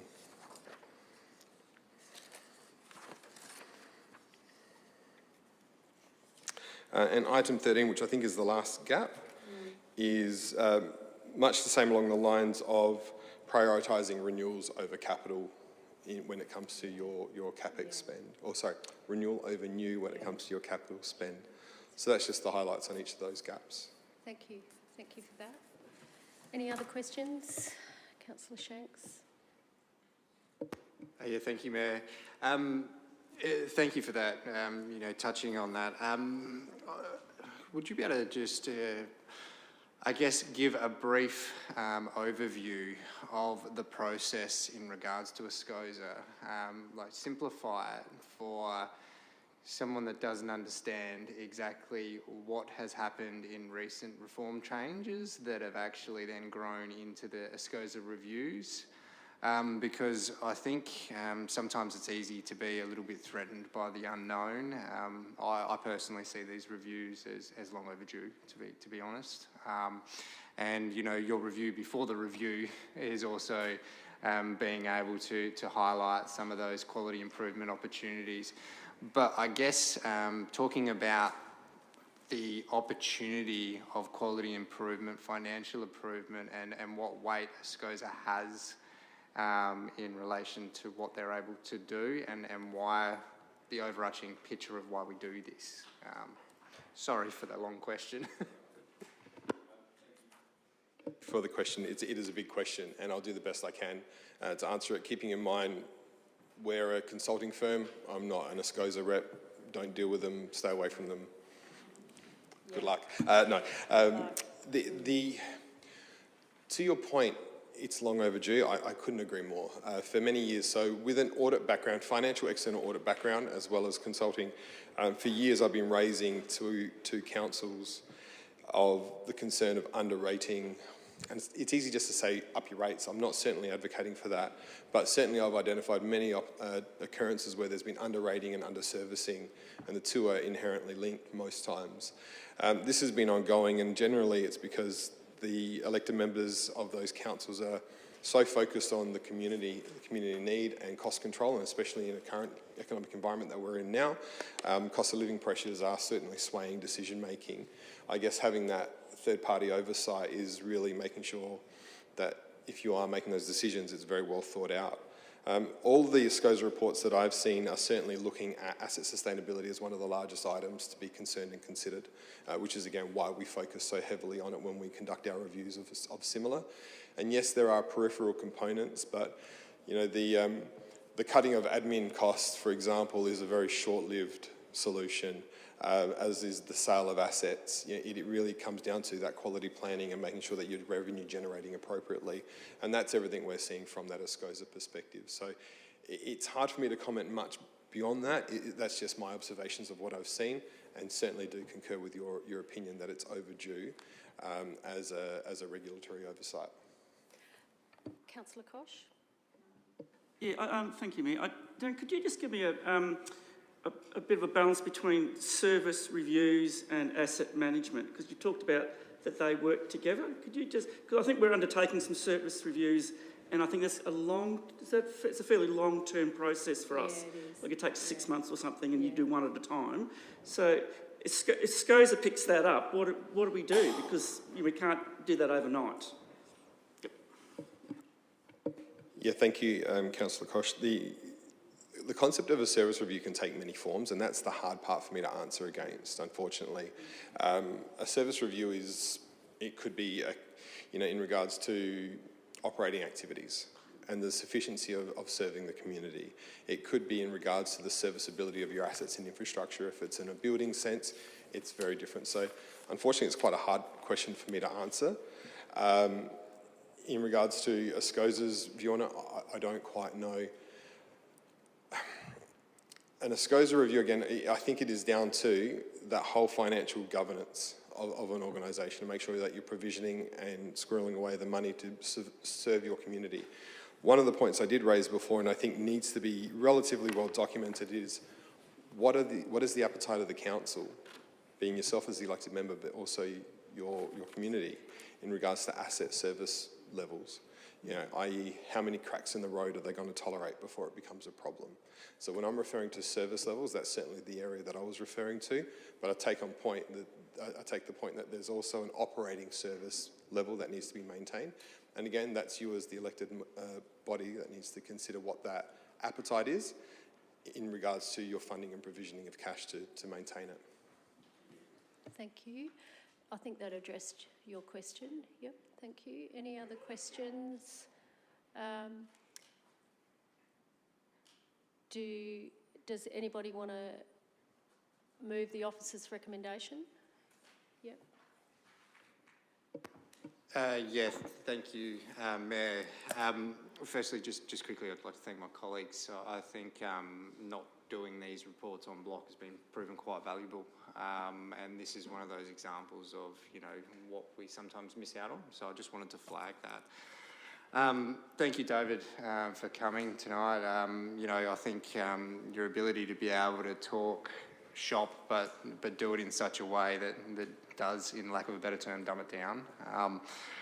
What we, I think, have been lacking in this business is I guess, that consistent quality review process, and whether or not we talk about service reviews, whether or not we talk about asset management plans, how we operate front of house, it doesn't matter when you look at it from a quality improvement lens and what is your appetite, because any work we're doing on service reviews right now is only going to be as good as the ability to be able to review that service review and make sure that it doesn't become the outdated document that we do see throughout the organisation. And we are seeing that appetite come through staff. And one of the external reports that I look forward to reading and I look forward to utilising is one of those SCOSA reports, because if you get a report that turns around and says, hey, you're an unsustainable council, what are you going to do about it? How are you going to answer that? And the way we come together and we answer that is we talk about how we're willing to improve, how we're willing to look at our business plans, how we're willing to constantly go back and check market unit rates. Because if you're, like any business, basing it on outdated assumptions, you're setting yourself up for failure. So we are seeing a bit of that come through as elected members and staff. I don't think we can deny that, and that's why I do comfortably say, look, we're long overdue. And I'm not saying that the past actions were done with any malice, but gathering that data, making sure your unit rates are up to date this year, next year, 10 years' time, and setting up the processes that you're constantly pursuing that quality review. That's what starts setting up a business to thrive, not just survive. So again, the review, before the review, I thank you for it, but I think the messaging needs to be very, very clear, because it is easy to say, oh no, we need to get our books in order because we've got an audit coming. That's not it. You need to get your books in order and you need to utilise any audit as helping, not something to be intimidated by. So I look forward to following through with this process. Good, bad, the ugly. You can't fix what you don't know. Any other, do I have a seconder? Councillor Solomon. I have a second, and just want to say that, you know, the report, I think, is, there's a couple of things in the report which is great to see, and of course through the sessions that we've had around budget and the annual business plan, there are some of those good indicators which I think Councillor Shanks was mentioning there. I think a lot of local governments at the moment fear very much getting the full grasp of what their assets, their asset liability is, and I think that, you know, we've already had those conversations about service reviews. We've had that conversation about what a good long-term financial plan looks like, and we're trying to meet that. We've also got in the annual business plan, we've got that the asset management system review in there, and I know that Wendy's talked about having a review of our assets as well, so that we do get a full grasp of that. And what we're doing by taking all of those things on and meeting that challenge is ensuring that we are showing that we've learnt from these past experiences, and we're going to be in a good position in the future. But we need to stick with that, and we need to go down that path to get that full grasp of exactly what we're dealing with here, rather than sweeping it under the rug and just trying to keep going forwards. Because you know, if we don't address these things when something does fall down, we know about it and the community knows about it. So when we take those proactive steps, we are future-proofing it for this council. We're making sure that we don't end up in situations where we like a lot of councils, including ourselves, are really facing at the moment. So I think there's some great points in there that have been mentioned in there. Some good things. I think we have some good plans to get on top of it as well. And of course, fully back staff in doing that, and I look forward to seeing those outcomes. Thank you, David, for your input. That's been very helpful. I think it's been helpful to the elected members, so thank you. Thank you very much. Councillor Shanks, do you want to wrap up the debate? No? You're quite happy? Yep. Thank you. I shall put that motion. All those in favour? Carried unanimously.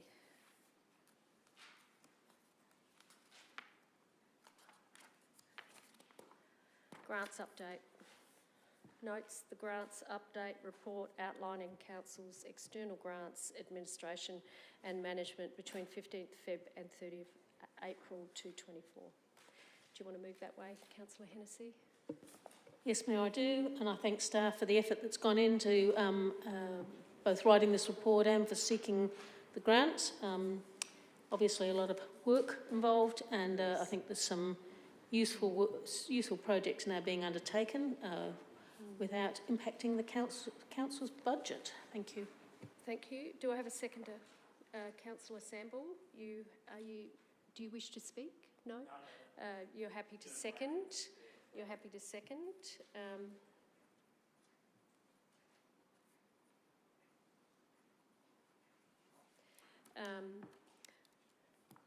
Councillor Hennessy, are you happy for me to put the motion? I'll put that motion. All those in favour?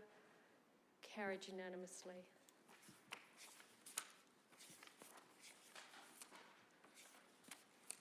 Gawler Business Development Group, Councillor White. Thanks, Mayor. Yeah, I've got a material conflict here because I've provide paid services to the Gawler Business Development Group, so I'll leave the chamber. Thank you.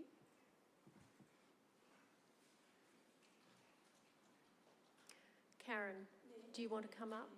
Oh, yes. Sorry, I'll declare a general conflict of interest because I'm the council's appointed member on the Gawler Business Development Group, and I'll remain in the chamber. I can't remember what the last bit is. Vote in the best interest of the community, if that's right. You've got these here. Oh, yep. So, and I'll, yes, I'll deal with that by remaining in the chamber and taking part in the discussion if there is any. Yep.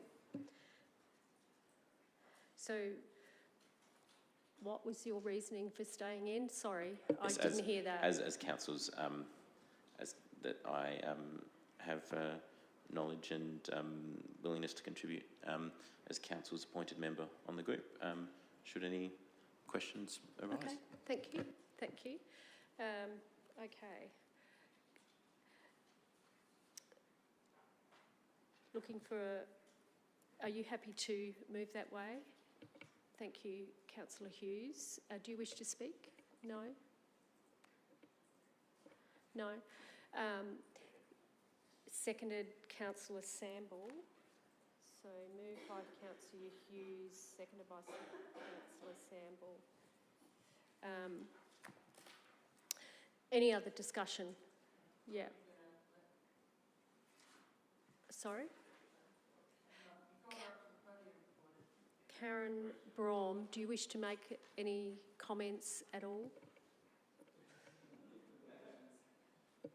No, not really. Just here to answer any questions if anyone's got any. And Okay. just to add one or two comments, the report obviously is as stands. Everything is going really well. The Gawler Makers Market, as everyone knows, has gone gangbusters, and they have been advised they no longer need to report to us, so you won't see anything on them in the next report. Fantastic. And the moving along with our strategies of what we want to do, I'll just announce today that we actually have applied for and received a new name that the Gawler Business Development Group will be trading as, and that is Business Gawler. I think that's much better. So do I. So, any questions for Karen Braum? Yeah, thank you, Mayor, and thank you as always. It's always good to have that connection to our businesses. I guess just a quick overview in your position.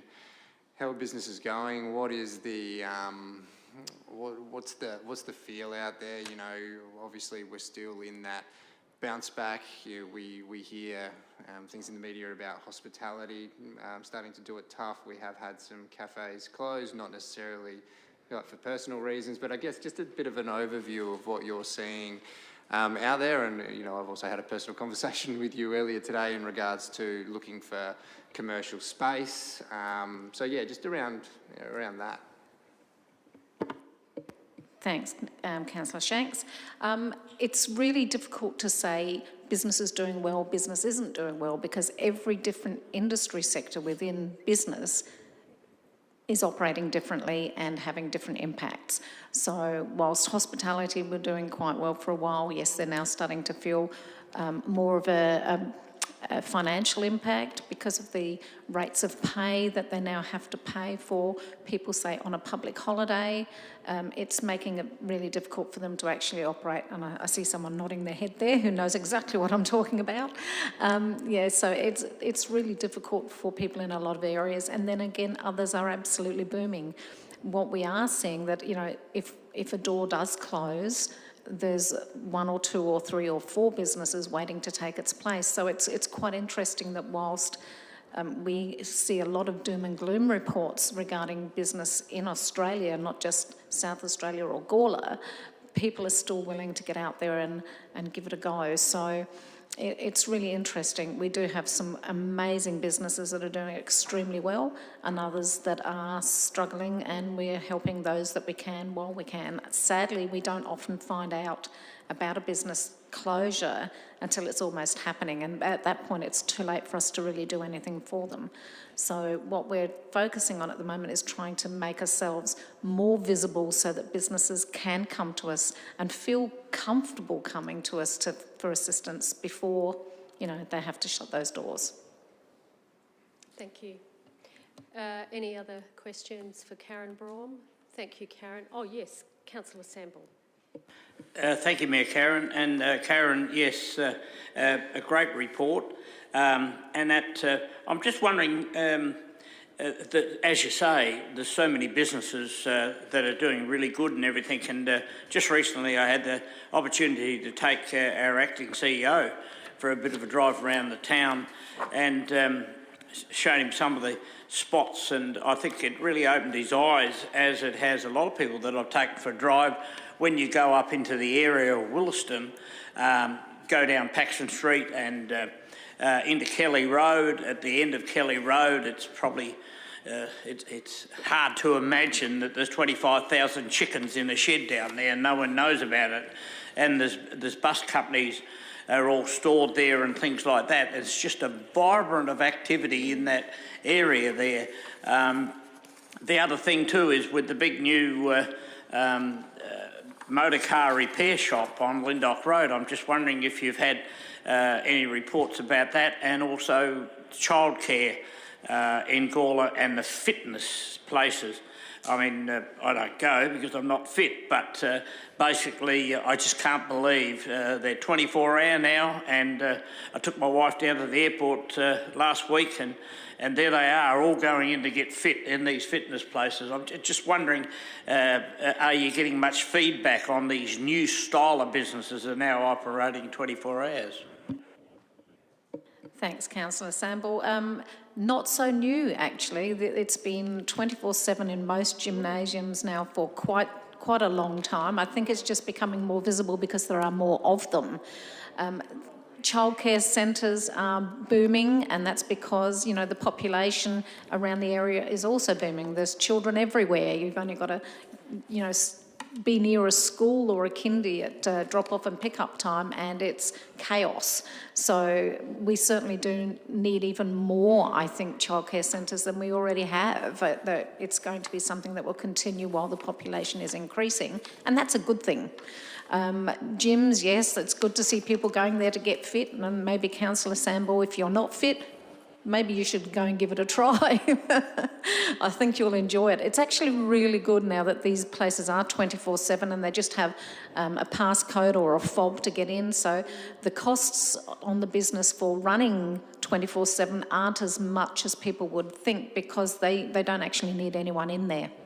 No, that's right. Okay. Any other questions? We've got a mover and a seconder. Councillor Hughes, are you happy for me to put the motion? I'll put that motion. All those in favour of the motion, carried unanimously. Thank you.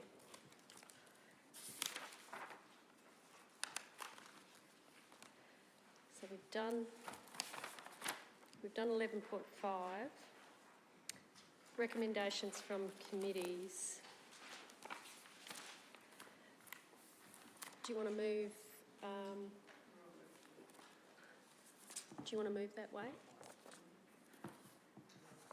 Do you want to recommendations from committees? So we've got a late report, resolution for noting, Youth Development Officer update, Youth Sponsorship Program, motion without notice, resignation of. Do you want to move that we move? Have that incorporated in the minutes? Yep, okay. So 12.1, 12.1.1, 12.1.2 and 12.1.3, 12.1.4 and 12.1.5. Is that correct?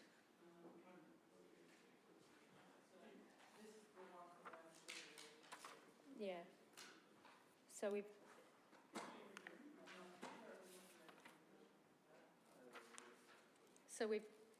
got resolution for noting. We've got 12.1, 12.1.1, 12.1.2, 12.1.3, 12.1.4, 12.1.5. Is that correct?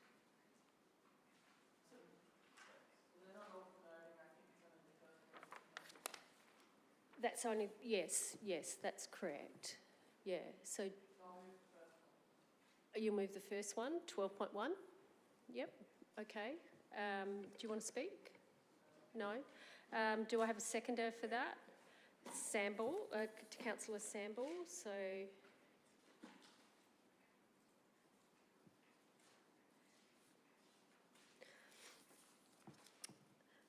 all those in favour, please raise your hands. Thank you. 12.1.1 Youth Sponsorship Program. Josephine Rosa Vergara for Youth Sportsperson Sponsorship Softball totalling $100 be approved. Do you want to move that way, Deputy Mayor? Do I have a seconder? Thank you, Councillor Lorna.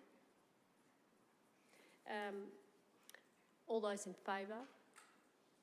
Carried unanimously. Motion without notice, resignation of committee members. Is that, would you like to move that way? Do I have a seconder? Councillor Hughes. Do you wish to? Yeah, look, the youth committee always has a high turnover because with young people, their life situation changes quite rapidly. As soon as you go from, school to university or one situation to another, it completely changes your entire schedule. But so thanks to these members who've resigned, but we're, as you'll see below that, we've found some great new people as well. Okay, so I'm going over the page. 12.1.3, appointment of members. Yes, I'm looking for a person to move and second.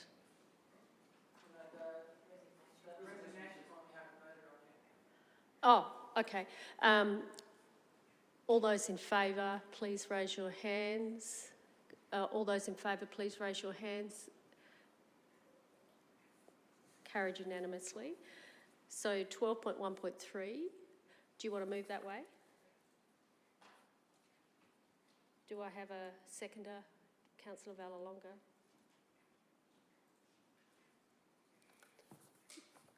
Do you wish to speak? Yeah.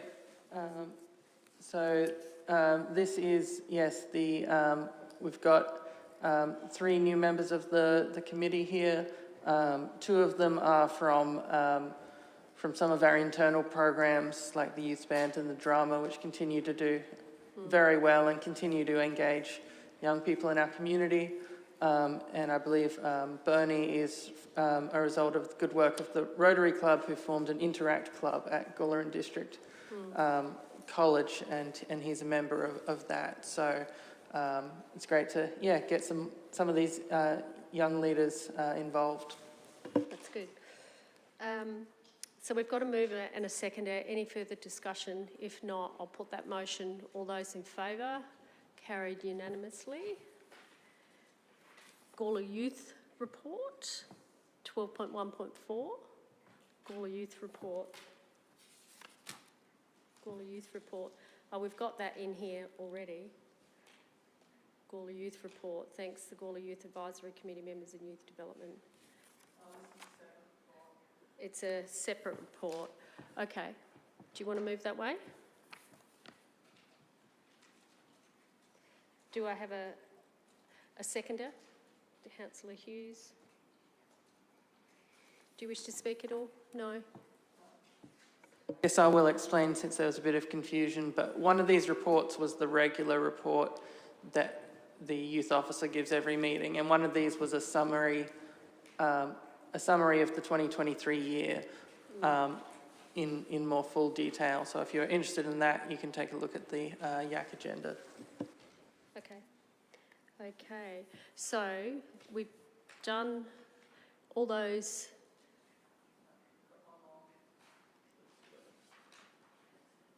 Can you just move up? So we've moved notes the Gawler Youth Report. I'll put that motion. All those in favour? Carried unanimously. Can we move down? Motions without notice. Membership expiry of a committee member. Do you want to move that way? Yeah, you can. Thank you, Mayor Redmond. I did, with this particular one, just want to take a moment to acknowledge someone who's been on the Youth Advisory Committee for a long time.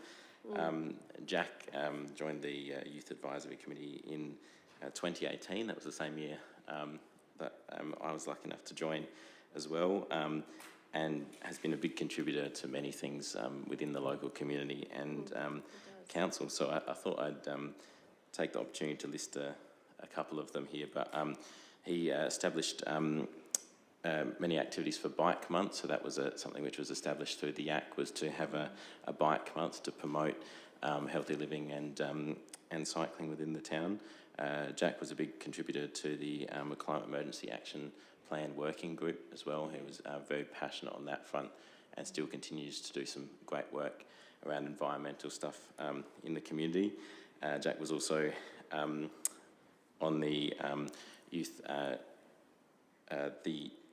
Access to Transport Committee as well, which we established to do a consultation on transport issues faced by youth in the town, which had over 140 people participate in it, with over 100 of them being 13 to 17, which of course is an age demographic which is hard to engage with as well. And you know, without the work of Jack, you know, and many others going through schools to do that, that wouldn't have been possible. Jack was also instrumental in the youth space design as well. When the youth space was being designed, when of course the Civic Centre was being built, that was a big part of the job of, at the time, the Youth Development Officer, Ebony Stedman, and Jack was one of the people who, you know, participated heavily in that and helped out with those sessions, going into schools, etc. And of course, Jack was also involved in the creation of the Youth Space Traineeship Program as well. So there's quite a number of things which he's been involved in, but I just wanted to take a moment to acknowledge that, given that his service is coming to an end because he's ageing out of the Youth Advisory Committee, but he's someone who, you know, has contributed a lot over the years, and I want to acknowledge that. Thank you. Do I have a seconder? Deputy Mayor Davies.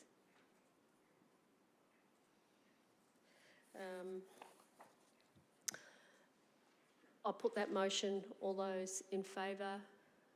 Carried unanimously. Thank you. So we now come to the Gawler Youth Advisory Committee meeting held on the 6th of May. Yeah.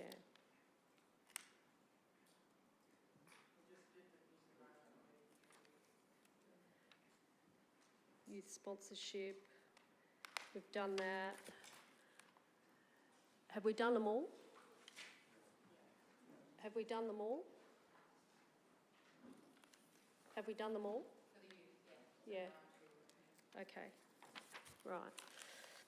Recommendations from the Audit and Risk Committee meeting held on the 7th of May. We need to go into confidence for this.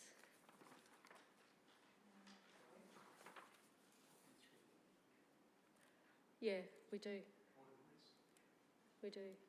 Recommendation adopts the recommendation from the Audit and Risk made at item meeting of that committee meeting held on 7th of May, being prudential report for fibre. Hey?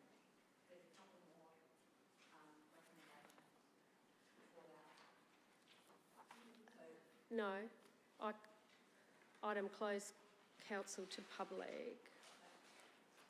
I don't have any other. I don't have any other. I haven't got that. I haven't got that. It's not in my documents. No, I haven't got that in my documents.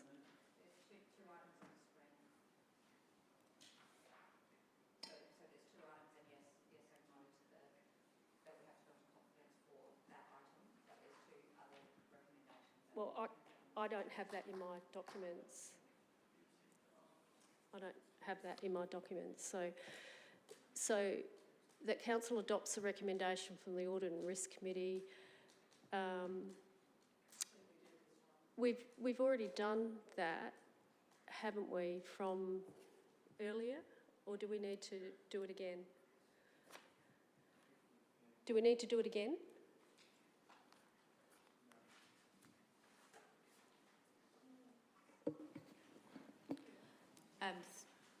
Through you, Mayor, the consideration of the third budget update was done as a separate report, but this is actually also adopting the recommendations of the Audit Committee minutes of the Audit, Okay. so it's still a recommendation of the Audit Committee, Okay. so. Okay. All right. So I'm looking for a mover and a seconder. I haven't got that in my documents. Happy to move that way, Councillor Shanks and Councillor Valalonga.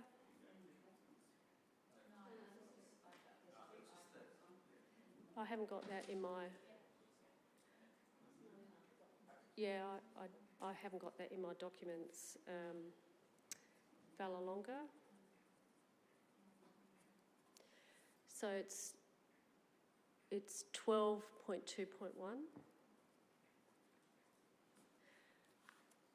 Any discussion on this matter? Yep. Yeah, just quickly, just to clear up any confusion. So, obviously, the audit and risk get the data. We use the audit and risk. We rely on our audit and risk to receive financial documents, and the same report that the elected members had earlier in the report, based on the same sort of figures that the audit and risk also discussed. It was unfortunate that I had a personal injury that I needed to deal with on the night, but I did tune in, and it was good discussions had by the audit and risk. I think you were there as well, Mayor. Yeah. And I think some of the discussion in and around, look, you know, it's good that we're still tracking and there hasn't been any drastic changes, but also a little bit of conversation in and around not only trying to find savings, but also talking about how our projects may be rolled over to the next year and what that does to the data we receive. You know, those sorts of items that we again rely on our Audit and Risk Committee to be able to talk through. But like normal process, we do have these recommendations that do come from our subcommittees, and this is just one of those anomalies. So look, I'm happy to support this, and if anyone wants to tune into the way that conversation went, yeah, it's still online today to listen back. I think worthy conversations being had. Thank you. Councillor Valalonga, do you wish to speak? No. I'm going to put that motion. All those in favour? Carried unanimously.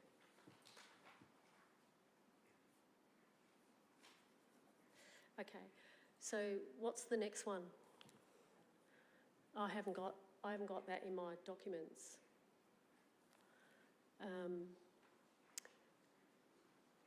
That the Audit and Risk Committee recommends to Council that the following policies be adopted. Strategic rating with the following amendments. Can we scroll up? Budget management, budget review. The Acting Chief Executive Officer be authorised to make changes of a minor and or technical nature to the policies adopted by Council. So if we just scroll back up. Is somebody prepared to move that motion? Yeah. If I could ask a question through you, Mayor, just noting that some might not have the papers in front of them. I haven't got it in here. Just through you, Mayor, is it okay if we lean on our Executive Manager, Sharon Perkins, just to provide a little bit of a overview on what this recommendation is, what it means, that might assist the Chamber?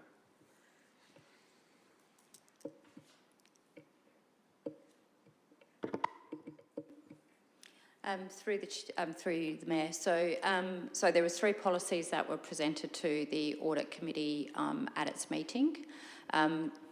those ones listed.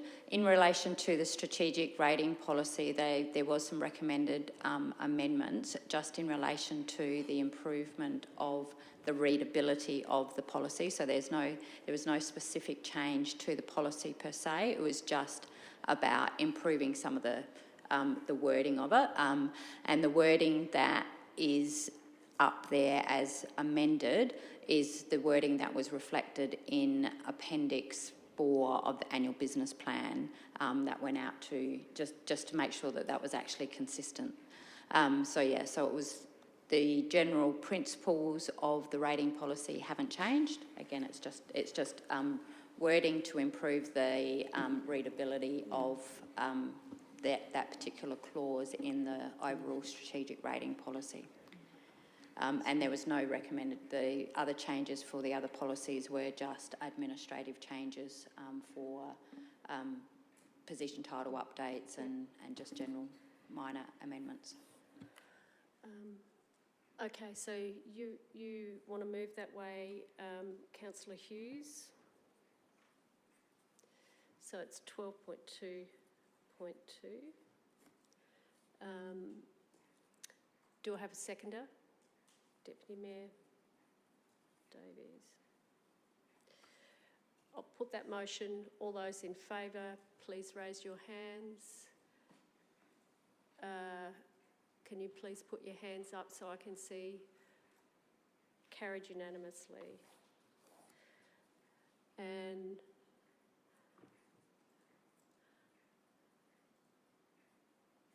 so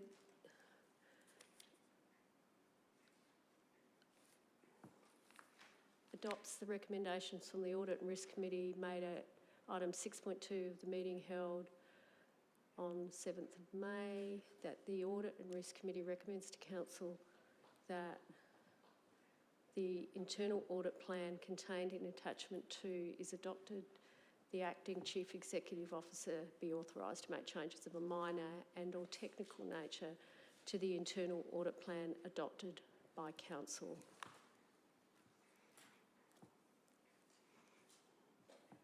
Do you want to move that way, Councillor Hughes? So it's 12.2.3, Councillor Hughes. Do I have a seconder? I'd prefer to get a seconder. Councillor Vallelonga. I'll take your question now. Yep, thank you. I'm just wondering, the other two were fine. Obviously there's been a technical error which we're aware of with the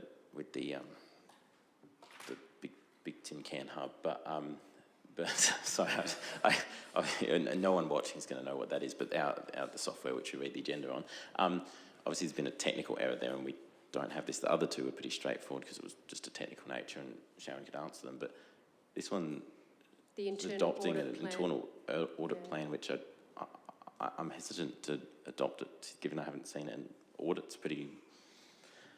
it's quite a long document. Yeah, is it? Yeah, I'm not sure, unless I've completely missed something, but I would, unless there's a comment. If you can turn your microphone off and I can ask Sharon to explain. In relation to, it appears as though when the agenda was pulled that the recommendations were missed from the document, so that was a technical area.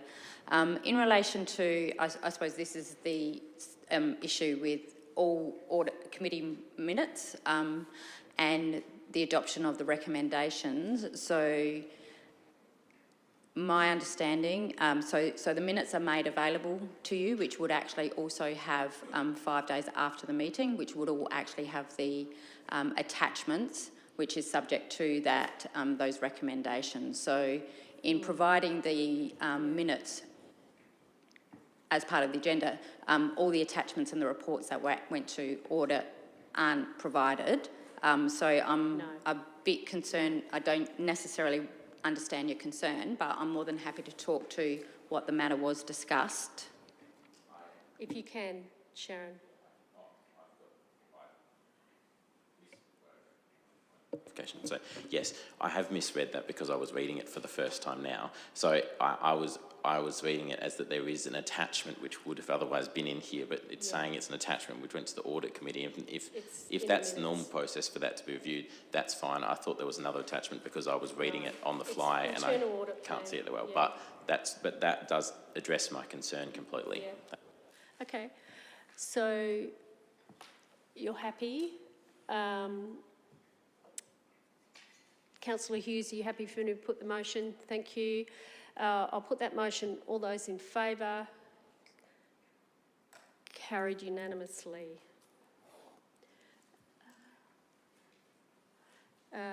So now we've got recommendations from Audit and Risk Committee meeting held on 7th of May. Prudential report for fibre polishing plant.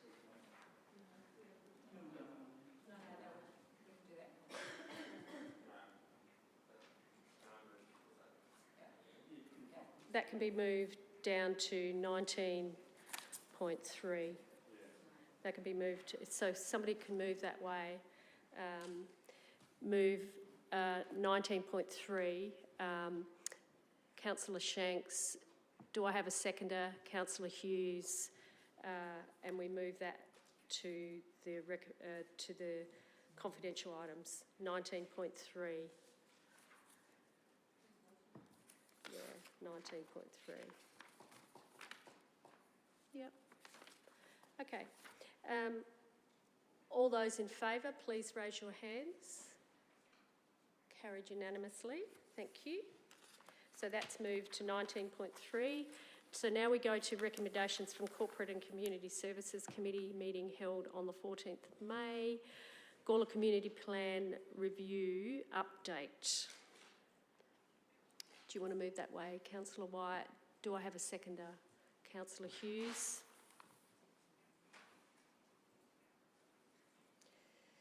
Do you wish to speak at all? No? No? Do you wish to speak at all? No. I'm going to put that motion. All those in favour? Carried unanimously. I've got a material conflict. Australian Local Government Association National General Assembly 224. I need to leave the room. I've written my form out and oh God.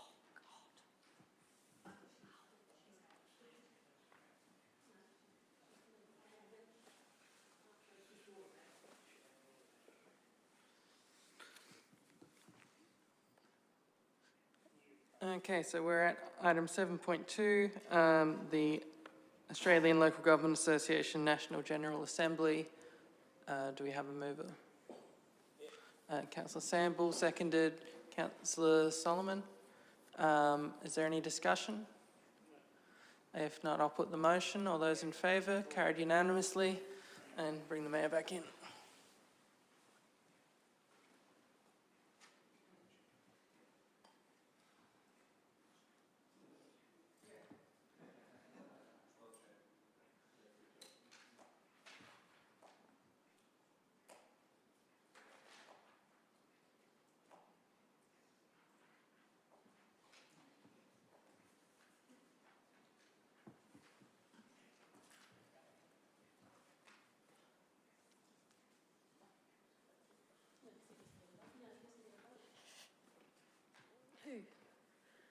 Who gets a vote?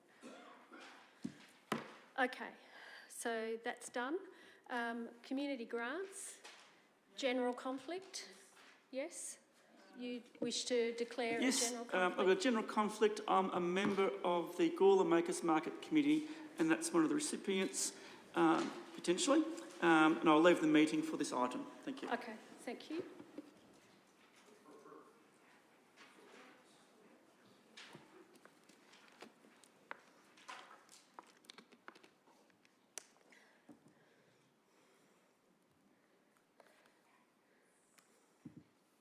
Okay. Would you like to move that way, Councillor White?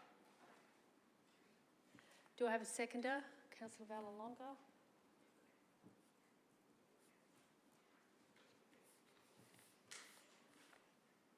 Do you wish to speak at all? No. I'm going to put that motion. All those in favour, please raise your hands. All those against? It is carried. Rate modelling options. So that the Corporate and Community Services Committee receives and notes the rate modelling options report. You happy to move that way, Councillor Hennessy? Thank you, Councillor Koch. Do we have Councillor Vallelonga?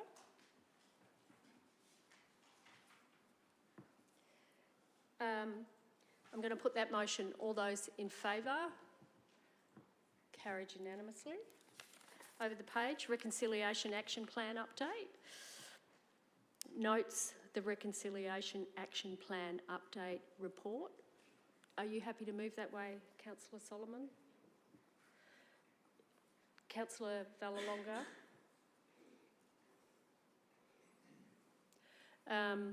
Seconded by Councillor Vallelonga. So I'll put that motion. All those in favour, please raise your hands. All those in favour, please raise your hands. Carried unanimously. Disability Access and Inclusion Plan update. Notes the Disability Access and Inclusion Plan update report. Do you wish to move that way?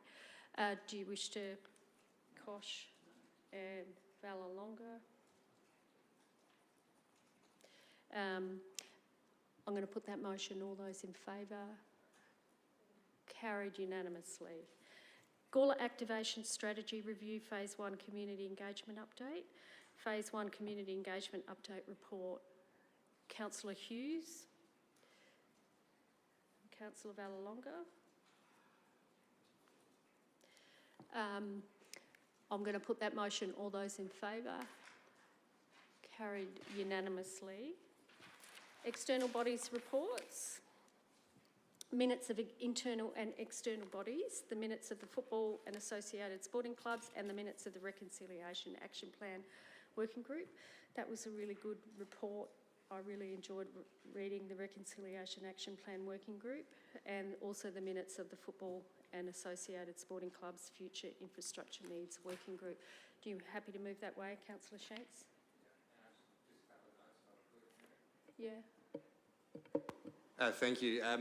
Just as a quick update for my colleagues that aren't on the working group, I guess the highlights that came out of the most recent meeting, realistically trying to make sure that everyone's diary was lining up and making sure that we're effectively using our time was discussed, and it was moved to say, hey, look, let's move to bi-monthly to ensure that we're utilising the time well, and being that the club representatives are sort of mid-season now as well, that sort of works a bit better too.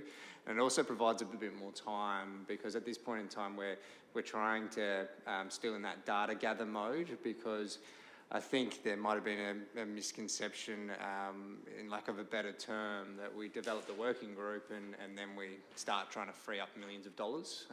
Realistically, that's impossible. We need to ensure that the strategies align with the long-term financial plans and the like. You know, I'm not going to repeat myself in regards to that. But that is that cross-pollination of education that I think we've it's been quite beneficial for both, for all parties, all stakeholders that are on that group.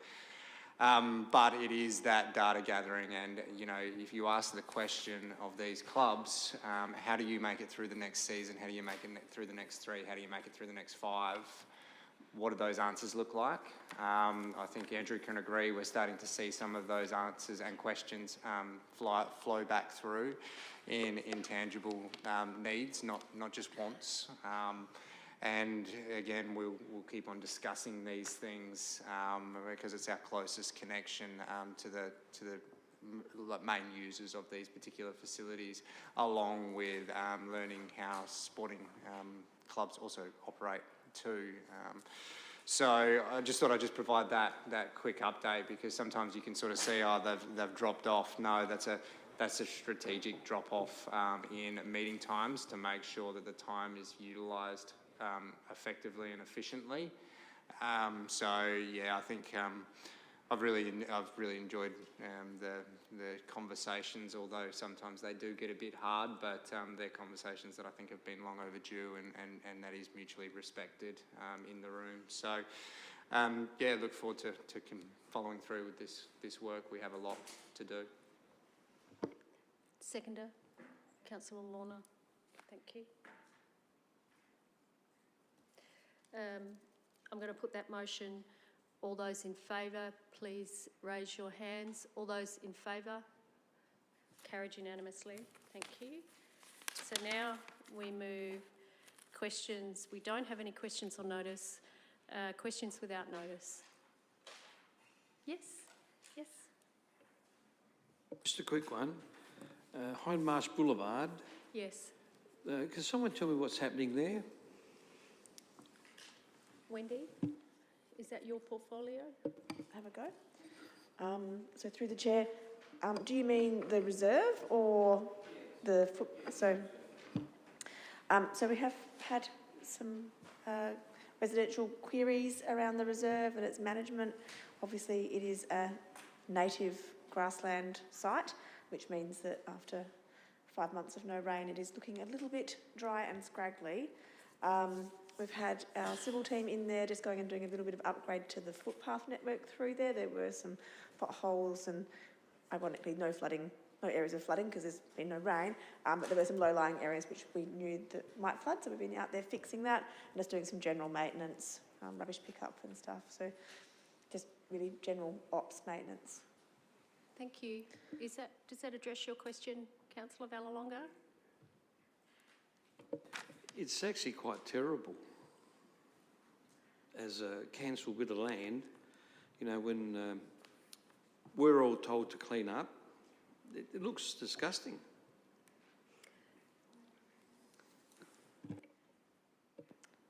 I mean, through the chair, with all due respect, it looks like what a native grassland would look like.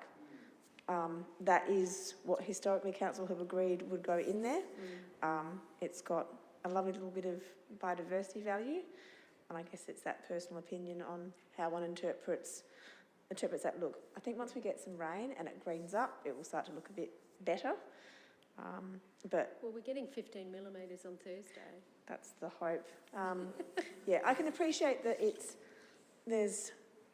that's a very subjective view on what does and doesn't look good.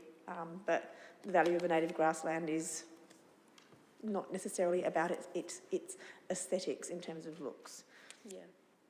Thank you. I think that addresses... You got another question? I am getting complaints from residents, that's all. And I went and had a look in it. Okay, thank you. Will you follow that up, Wendy, with the residents? Is that appropriate? So through the chair, through one of the recent complaints that we had, we did suggest that we would actually do a letter drop around to some residents. Now that resident actually wasn't very keen on us doing that, but I guess maybe we'll make the call. If you're getting multiple complaints, I'll follow up with you offline. Maybe that is a good way to go about it and just remind people of what the site is and how it is to be managed. That's good. Okay.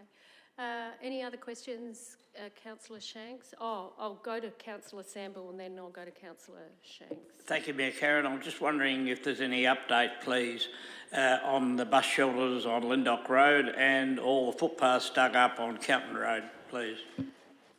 Wendy, I think that's your portfolio. That's me again. Yes, so through the chair, so I did the Carlton Road bus stops, footpath upgrades, so that's the pram ramp upgrades for our annual accessibility improvements. So the concreters were due out this week, and then it takes another week to do all the backfilling and just let it cure and set. So they were due to be completed mid next week. And my understanding is that's still on track. And as I said in an email to everyone, that all the local residents were notified of those works going on. And I might try and think of some other engaging ways to help people understand why we do that. That isn't just through social media. So leave that one with me. I will try and come up with some better comms. The bus stops, are due for completion at the end of this week. However, the integration between the two contractors has been somewhat of a challenge, very frustrating. So look, I'm not actually going to commit to it being done by the end of the week because I have my suspicion that there'll be another issue, and given it's going to apparently have 15 mil of rain on Thursday, I'm sure that will be a fantastic excuse. It's really frustrating, and I know it isn't acceptable, especially as we're going into cold, wet weather, to have people standing on Lyndock Road. So believe me, behind the scenes, staff are doing everything we can to push those contractors. It has just been very frustrating for something that should have been so eminently sensible, simple, really. I'll go to you, Councillor Shanks. Yeah, dealing with contractors is fun at times, isn't it? I've just had two questions come through today. One is, can we get a little bit of an explanation? It doesn't necessarily have to be completely answered tonight, because I do note we've got a special council meeting coming up in regards to budget, but just a bit of a high-level summary on the hypothetical of our $2.5 million budgeted figure in relation to Pioneer Park Wall. Should that, you know, hypothetically come in under that, how that works in an operational manner, and what that does to rates realistically, and also, you know, touching on borrowings over using rate revenue to fund. I'll take that on notice.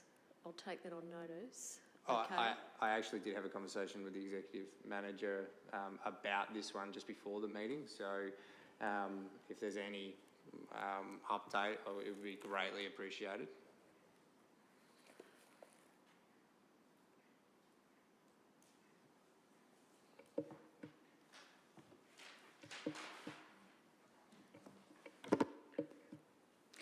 Through you, Mayor.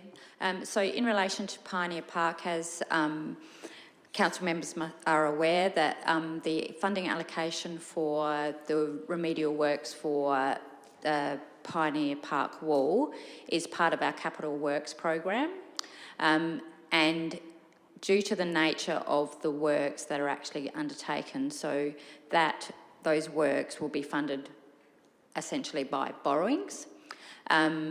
With regard to the capital works program and determining the extent of funding required, obviously we have to make estimates when we do the budget. However, the level of borrowings are taken into account at the time of actually the delivery of the work. So I do understand that there is a current tender out in relation to the works for a design and construct of that wall replacement. So once that design and construct tender comes in, we will actually probably be a bit closer to actually understanding what the actual cost of the works will be. If that's received prior to the adoption of the budget documents will be updated and reflect that accordingly.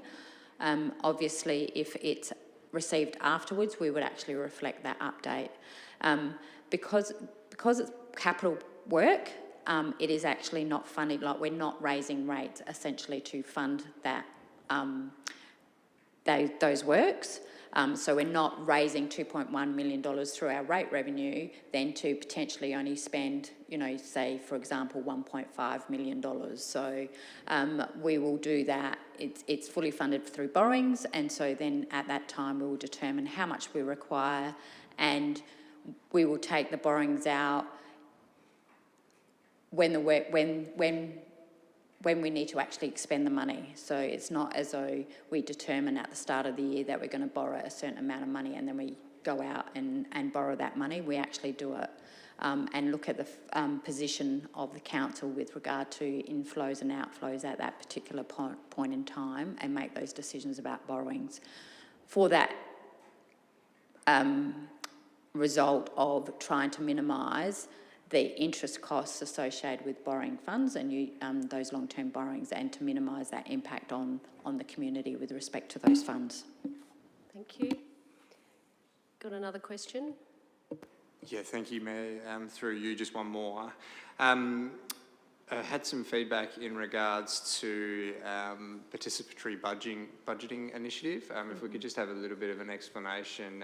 It's been picked up by a member of the public that we don't see it in the draft budget. So just in relation to a little bit of background on, I guess, why that is. And yeah. I think there was an email that was circulated explaining why. Yeah. Yeah, just wasn't.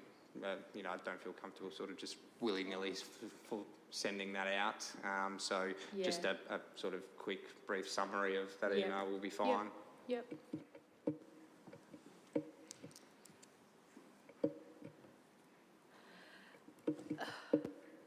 There you go. Through the Mayor.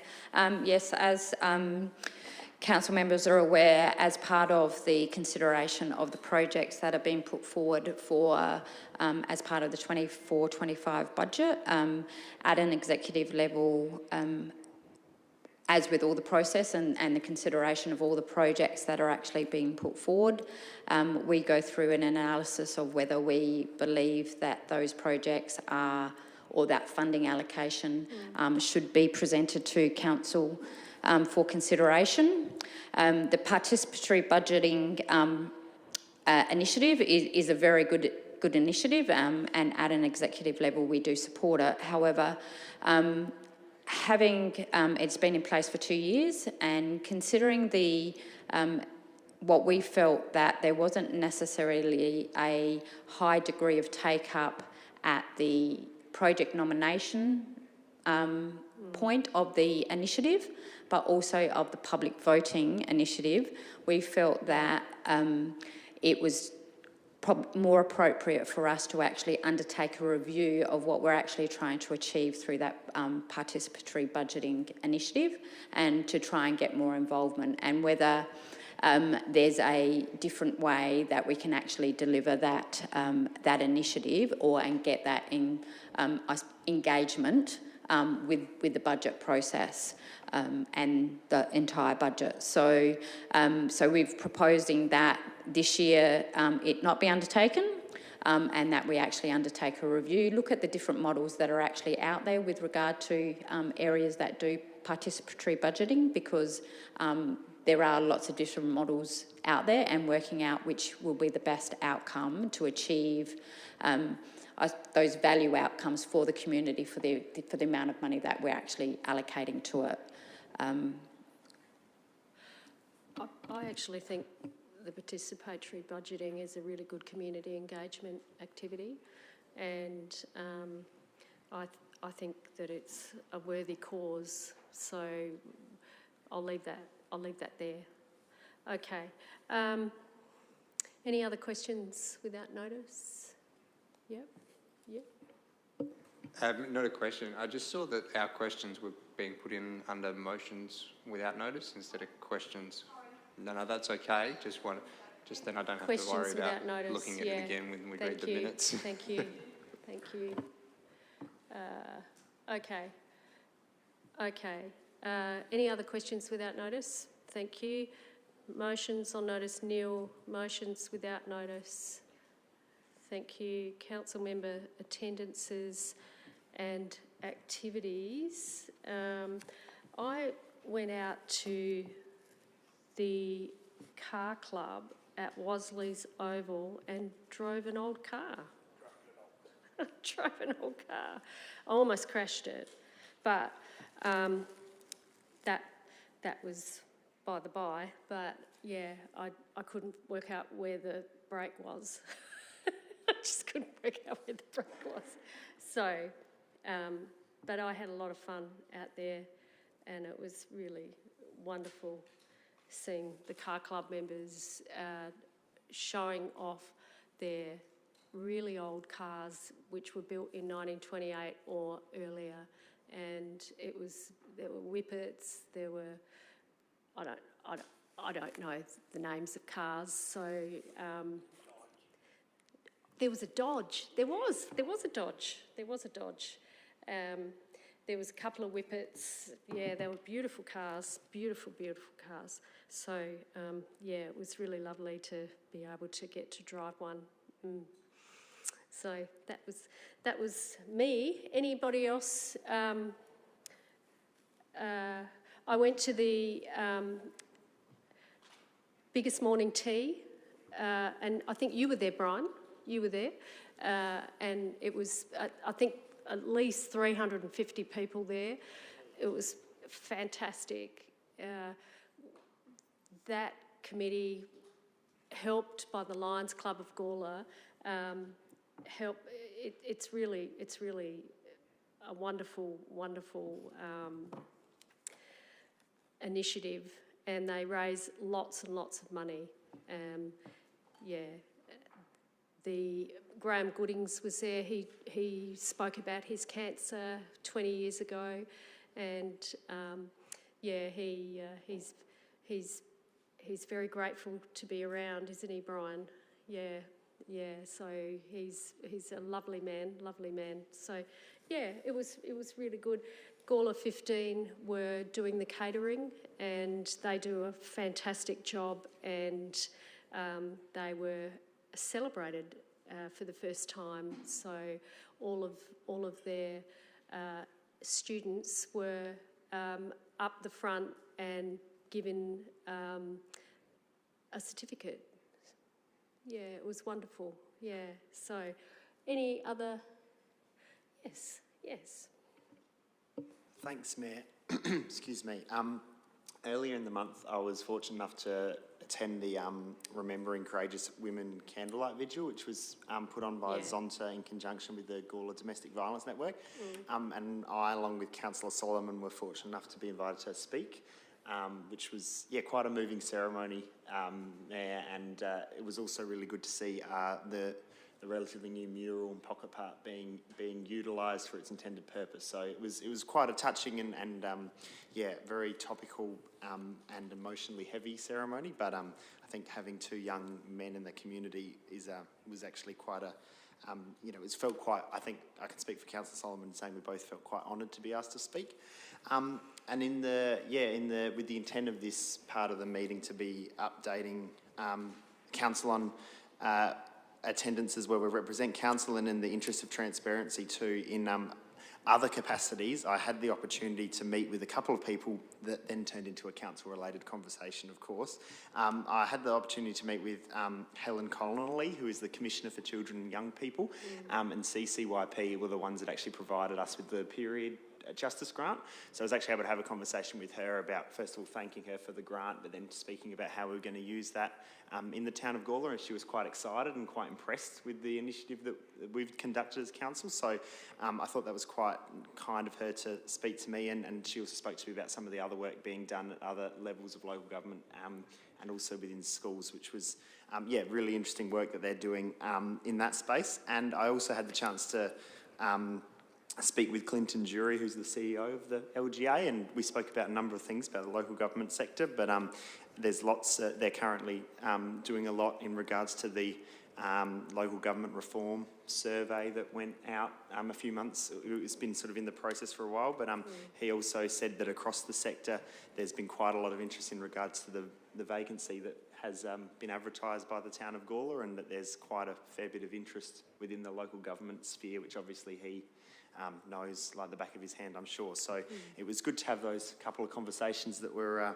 the meetings were for other reasons, but inevitably, knowing me, things come up about council. But I think it's important that as elected members, we obviously have our mayor who is our spokesperson, but I do think it's important in all aspects of our professional lives outside of council, where we are representing the town of Gawler, and building those relationships can only lead to good things down the track. Deputy Mayor. Yeah, I'll just, I guess, shout out a couple of, obviously it's been History Month, and I believe it was last month that you launched the flyer and all that sort of thing. I went to a great presentation by a local historian, Helen Hennessy, who gave a presentation about the history of Goose Island that I found quite Goose interesting. Island. So I just wanted to mention that one. Yeah, that was great. That was really good.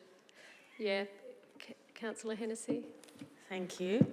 In the spirit of Councillor White, I share that I attended a community forum that was held on Sunday, organised by a local member, at which members of the staff from the Department of Transport attended. It was held down at the Gawler Central Railway Station, and it concerned the future for the return of the old station shed. And it was quite informative. It's been 12 years since that has gone. There is now a heritage report come through, and I think the agreement of the meeting is that that heritage report would be shared with the community, and a working group created to decide the forward steps. Thank you. Councillor Vallelonga?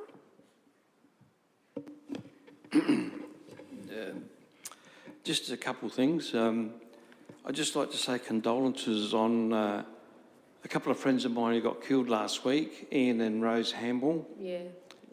They were good people. Yeah. And the reason I say that, they were good local, they were in a band and they used to go around Gawler and places and play. And I'd just like to say condolences. On a brighter note, I'd like to congratulate Daniel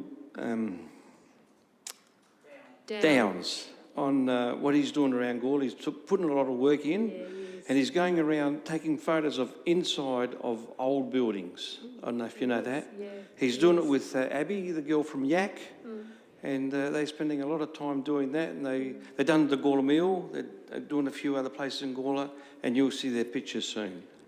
Fantastic. That's great. Any other discussion? Councillor Sample. Yep, thanks, Mayor Karen. My wife and I and 35 others from Gawler here attended an event that's been held every year to raise money for the football club at Two Wells. It's called the Melodrama. I don't know whether anybody else has ever been to it, but it's a real old Bordium-style event with a meal and everything, and the Adelaide Plains councillors were all involved and the mayor, and it was a great event, and certainly all of those that went from Gawler, I know, enjoyed themselves. I've attended a few of the Yak meetings, and it's indeed a pleasure to go to a Yak meeting. If you do get another night or whatever, Cody's the representative and Isaac, but the other night I attended under the new leadership of the new chairperson, and it was a really good meeting, and I think it's worthwhile for us, if we can, to go to some of these. As I mentioned the other day, that if ever you get the opportunity to go to the Barossa or the Adelaide Plains or the Goyder or Wakefield, anybody can go to these council meetings. Instead of us seeing just how we operate, maybe go and see how another council operates at a meeting. And you really do pick up things, and you sort of say, well, why can't we do that? So, I think that's helpful. As Mayor Karen said, attending the biggest morning tea that's been put on by the Lions Club, certainly an excellent event held over at the racecourse over here. And an old mate of mine, and certainly probably one of yours, Graham Goodings, he used to be the newsreader, I'm not sure, Channel 7 or whatever, and he really gave an in-depth story about how he caught cancer. And I was sitting at a table full of ladies, and they were saying, like this, because I won't go into the details, but it was quite gory, but it really emphasised the point that, cancer comes to everybody. No one knows. And it was a great, Scotty and the children from the Gawler High School, I'm not sure the name of it, they provided the catering, and it was a really lovely morning for anybody that they were down this year. They had vacant tables, so ready for next year. Last Saturday was another, what they call a 6-hour motorbike trial up at Kyneton, which is up the other side of, or Caton, whatever people like to call it, Anguston. 178 motorbike riders, including 4 ladies riding motorbike sidecars. It's sort of not very often seen, but one of them is Max Gratz's granddaughter. We all remember Max Gratz and so forth. and there was 56 riders from Gawler Motorcycle Club that took part in it, and it was a magnificent event.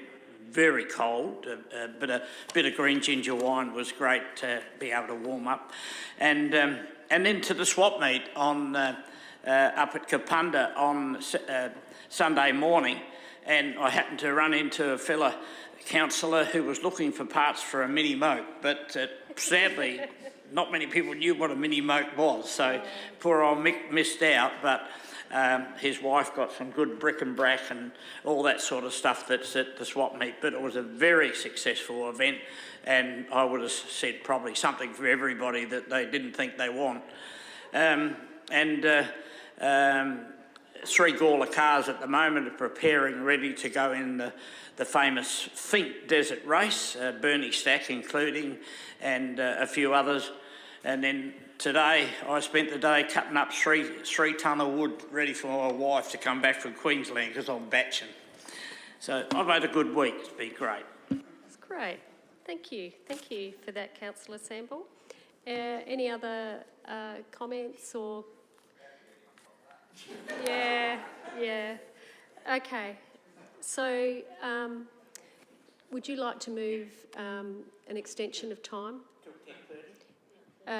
11 o'clock, yeah. TV show, we finished. So, would you like to move that way? Yes, yeah. You turn the microphone on, yeah?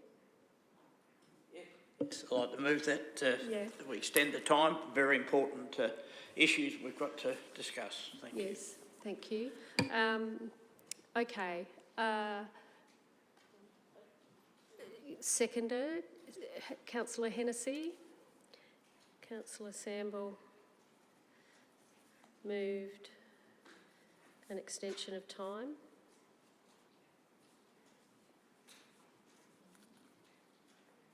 And Councillor Hennessy seconded. Okay. I'll put that motion. All those in favour? All those against? All those in favour? Carried unanimously. Thank you. Okay. Oh, you voted against it? Oh, carried. Carried. Thank you. Because everyone puts their hands up at the same time and you put it at the end. Okay. So, confidential reports. Hemmerford Reserve proposed telecommunications facility legal advice. We've got Executive Manager Community and Safety, Acting CEO, Acting Executive Manager Development and Compliance, Executive Manager Finance, Executive Manager Infrastructure and Operations, and the minute taker. Okay. Would somebody like to move that way that we go into confidence? Yep. Thanks, Mayor. Yeah, I'm happy to move that we go into confidence because we'll be discussing information relating to legal advice. Specifically, advice contained in this report is of a legal nature relating to the approval or rejection and appeal rights of the proposed telecommunications facility at Hemmerford Grove Reserve. Thank you. Do I have a seconder? Councillor Samble.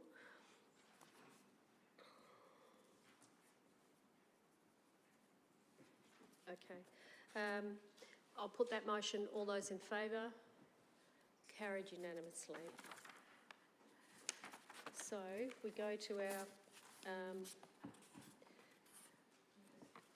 so I'm on page 4 of 64.